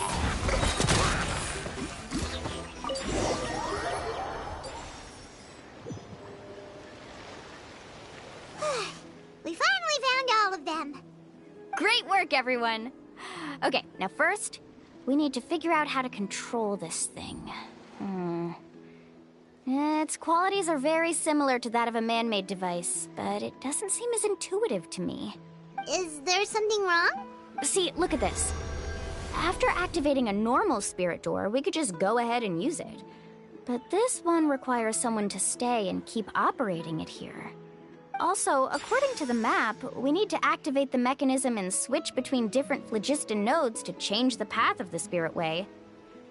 If we don't operate the nodes properly, then the people on the Spirit Way will come tumbling from the sky.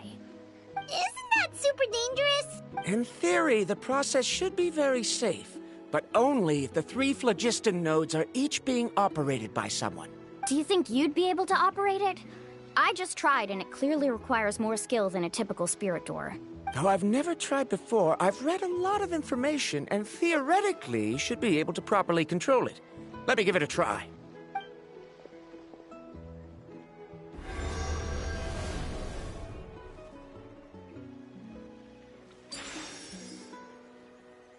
Huh?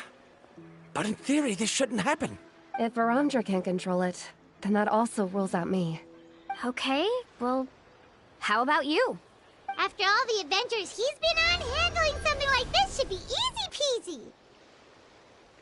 All right, then it'll be up to the Traveler to stay here and operate the phlogiston node. I'll go activate the mechanism. I'll let you know when we need to switch nodes. Just make sure you quickly head to the corresponding node, and we should make it safely. Wait, but handling it this way sounds even more dangerous, Mualani. Don't worry. It looks like the spirit ways are all above the water. I'm pretty good at swimming, so I'm not afraid if I end up falling in. But it's so high! And you'll be falling so fast. If we don't manage to reach a node in time, or if we make a mistake, there's a lot that can happen. Do you still remember the promise we made before we left? Only those who can trust each other with their lives can reach the mysterious island. Since you two are willing to trust me, then naturally, I'm willing to trust you. Alrighty. Please be careful. Carving waves!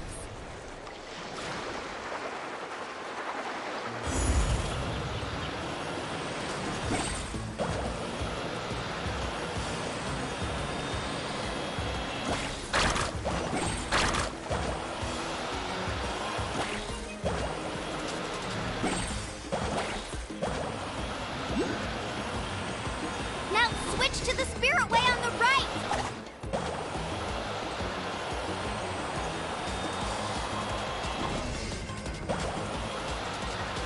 Please, activate the next node!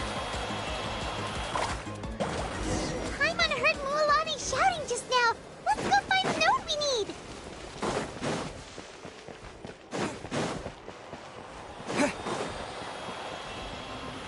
We did it, Mualani!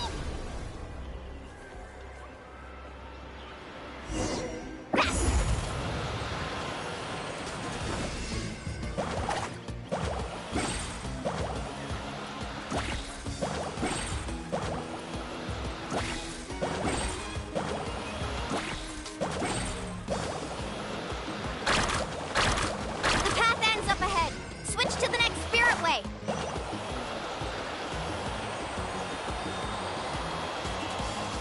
Traveler, get to the next node! Got it! Paimon heard Mualani shouting just now. Let's go find the node we need. Mualani, we've taken care of the final node. Please be careful.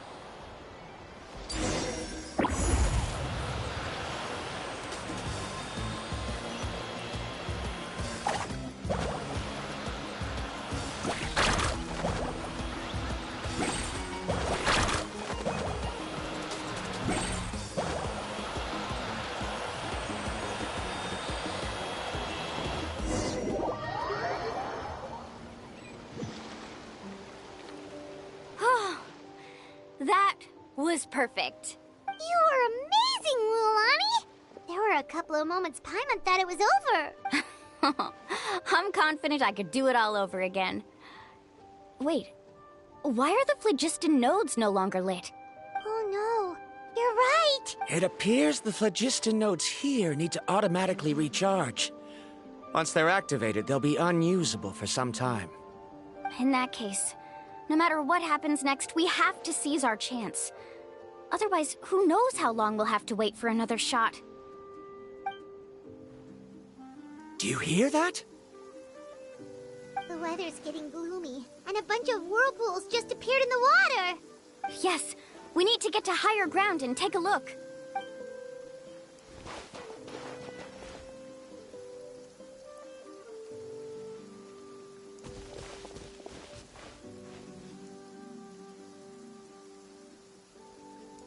Hey, look over there! Whoa! There's a giant whirlpool over there! Yep, and that's our next stop. Huh? What do you mean?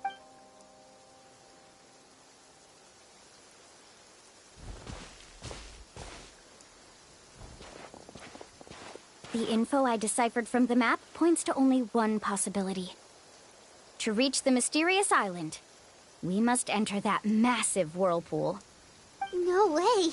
Forgive me for being frank, but as a guide of the people of the Springs, I'm sure you understand the danger of such a vortex even better than we do. Yes, I know. But whether it's the information deciphered from the map, or the direction of the spirit wave that I observed in the air, everything points to the path ahead being hidden in that whirlpool. And what if you're wrong? Paramdra. I'm not trying to be unreasonable. Unfortunately, I'm very knowledgeable in this area. The spirit waves must have affected the nearby bodies of water and lowered the water level. That's why the whirlpools appeared. At this rate, some of the land that was once underwater will soon reappear at the surface and see the light of day again. Don't you think that sounds more like the definition of a mysterious island? So, our goal should be the shallow waters. If we enter that vortex, the undercurrents will drag us to the bottomless abyss. He does seem to have a point. I can't find any evidence to refute your claim for the moment, but I still trust my judgment. And it seems like it's time for our collaboration to come to an end.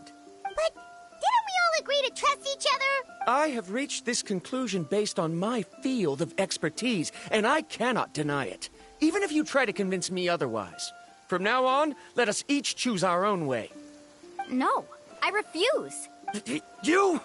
Letting your clients separate themselves from the group in the middle of a journey will result in the worst luck possible. I will not agree to that. Then we can implement the plan I proposed at the very beginning. You're not my guide, and as such, you don't have to take responsibility for me. Oh, but you can't do that once you've traveled together as a group. If you were to leave now, we'll all be hit with bad luck. It's now beyond both our control. How about this? You and Karia wait here. We'll go first and investigate the whirlpool. I know you like to explain everything with theories and logic, so let me build my case first, and then I'll come back to convince you. Well... Traveler, Paimon, let's get going.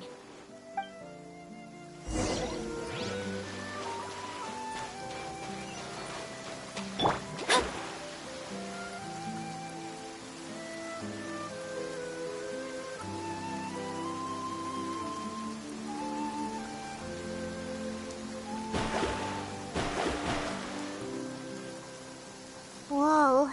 The massive whirlpool is up ahead. Just the thought of going in there is making Paimon dizzy. Do you also think that this is a reckless decision? Well... It's okay. That's completely normal. Actually, I completely understand how Varamdra feels. This is just how it is to be a guide. The tribe's experiences passed down from generation to generation are what give us the ability to guide our guests through hardships. This gives us the power to decide which way we should go. But it also means that we must bear the consequences of our mistakes and judgment, which could be quite dire this time. Although I'm pretty convinced that all the leads we have collected are pointing us to the whirlpool, I still don't know what awaits us inside. If the scholars still choose to reject my plan, I won't have the confidence to ask them to only do as I say. The same goes for the two of you. You are the commissioners, so if you think this is too risky, then it's perfectly reasonable if you want to end the trip here. The good news is that I know the way back to the tribe very well. Mualani? Traveler. That's right. You've trusted us before, Mualani. Now it's our turn to trust you. Besides, it's gonna take more than a whirlpool to scare the two of us. We all managed to make it back from the Night Kingdom. After an Aw, Paimon. Come on, bring it in again. All right. Let's investigate this whirlpool and see if we can gather any info to convince that scholar. Matters of luck aside, he definitely knows a lot about geography. I know, it's just that we can't see much from here. I'll get closer to the water and have another look. Wait a sec. Is it just Paimon, or does the whirlpool seem to be getting smaller? You're right. Maybe it's just like the phlogiston nodes and can only be active for a certain amount of time. That means we need to hurry. Miss Guide, we have a problem. Karia? I tried to persuade him, but Varamdra insisted. He said that the water to the south was about to be shallow enough to wade through. But after he took a few steps, the water suddenly began to surge and he was swept away. I'm not much of a swimmer, so I came to call for help. Oh, why did this have to happen now? No time to hesitate. I'll get in the water and rescue him. Just tell me which way he went, Karia.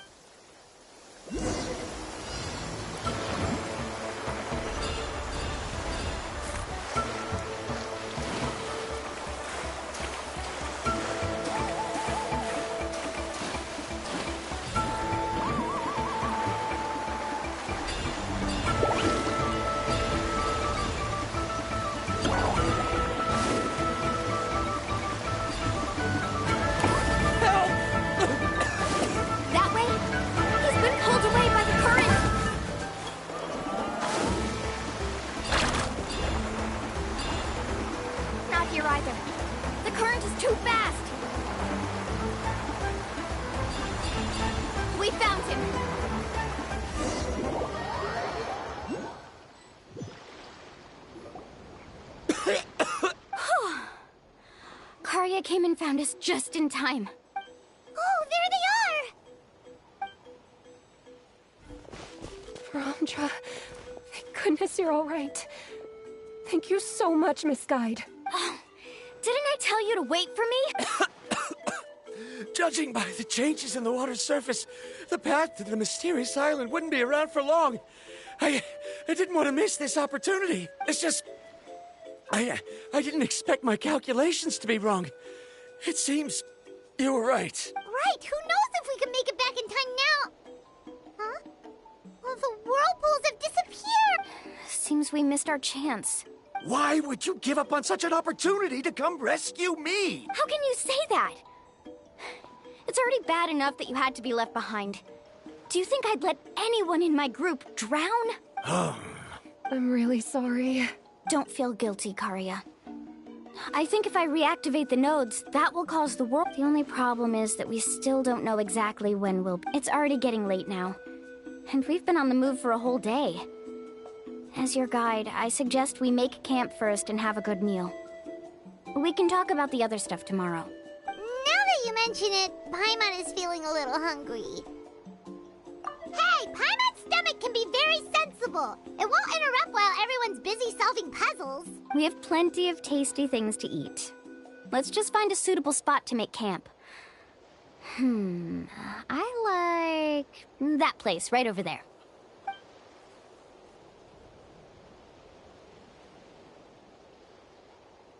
Is this the spot? Let Paimon and the Traveler help set up the tent. Go ahead. I'll take care of the fire. Oh, and here's a little camping tip. It's best to set the tent upwind from the campfire.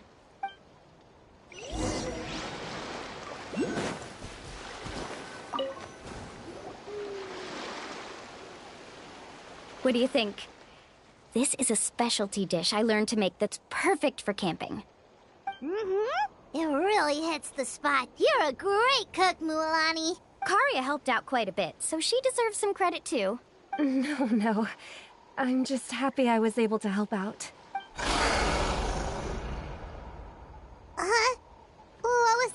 don't worry. Remember the record player I bought? Let me go turn it on.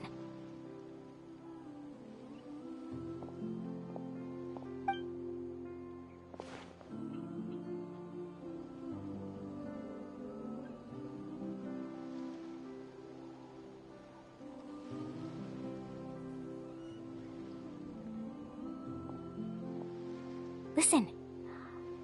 Not bad, right? Wow, so it really works! Paimon thought you were just playing it for good luck! My parents told me that most of the valuable experience from our ancestors is hidden in various customs. It's always better to trust our traditions. Huh. Guess that makes sense. In a sense, this trip to the mysterious island is also a custom left behind by the first chief of the tribe. Yeah, Paimon would like to know too! Even though I've heard my parents tell stories since I was little, I actually don't know too much about him.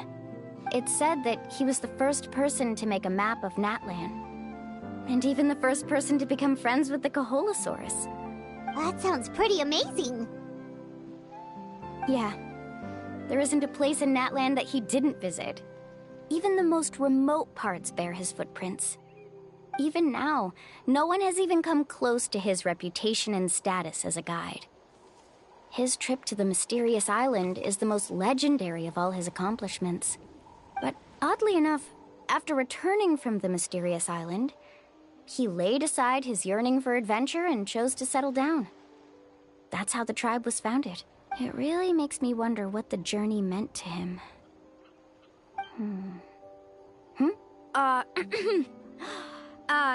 A camping trip shouldn't be this stuffy and quiet.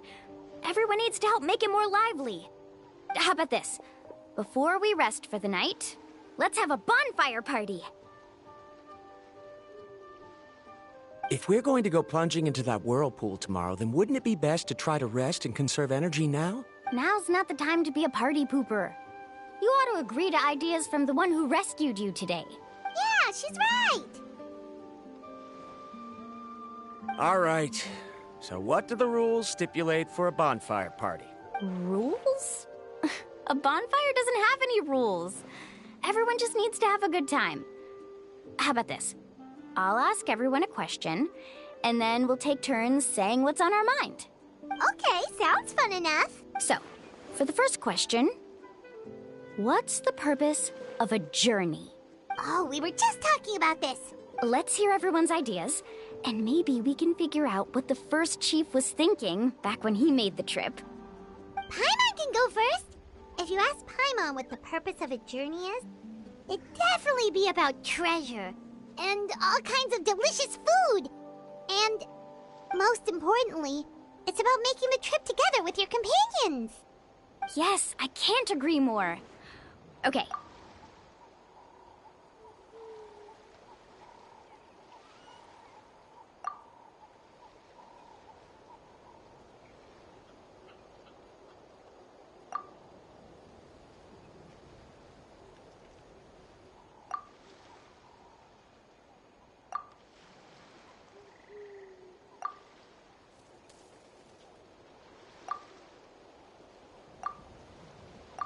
You sure are taking your time thinking about it. Oh, I get it. You must have passed through many nations before making it to Natlan, right? It's quite possible that your experience traveling is more than what I have as a guide. It's understandable that you can't explain it off the top of your head. Why don't I circle back to you later? You can tell me once you have a clear answer. Next, let's hear what Karya has to say. Me? That doesn't matter. All right. Before you read... Yeah, I get it. I'm on too! All right. In my opinion, so, the Not sure I completely get... There's nothing difficult to... He must have discovered enough Before coming here, someone had stolen the results of one of my research projects. All that person... Do you understand now, Miss Guide? Without results, the journey... I sympathize with your situation, but I'm afraid I can't agree with your take. I don't need your sympathy. As long as I can reach the mysterious island and find the correct results, My pain and struggles will become just another insignificant part of the process. What happened during the day already proved that my theories were wrong, so I'm willing to trust your judgment. I apologize. I must make it to the mysterious island, and if I have to entrust my life to someone else to achieve— Was that actually supposed to be an apology? Actually, there's a saying among the guides of the people of the Springs. If the goal of the journey was to reach the destination, then you should have never left the house to begin with. Because the final destination of every journey is your home. It would be disrespectful of my duties as a guide if I were just taking tourists straight to where they wanted to go. It's my hope to also make everyone feel happy along the way to their destination. That is what I would truly call a journey. And that is my answer. Just as you don't agree with me, I can't agree with your point of view either. I'm not too worried about that. After all, another purpose of traveling is to help people understand each other better. What sort of logic is that? All right, that's it for this round. Since it's still early, how about we tell some horror stories next? Huh? Oh, now Paimon's scared.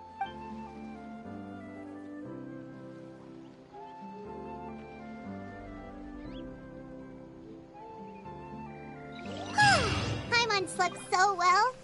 Oh, Lilani and the others seem to be up already. Let's go see what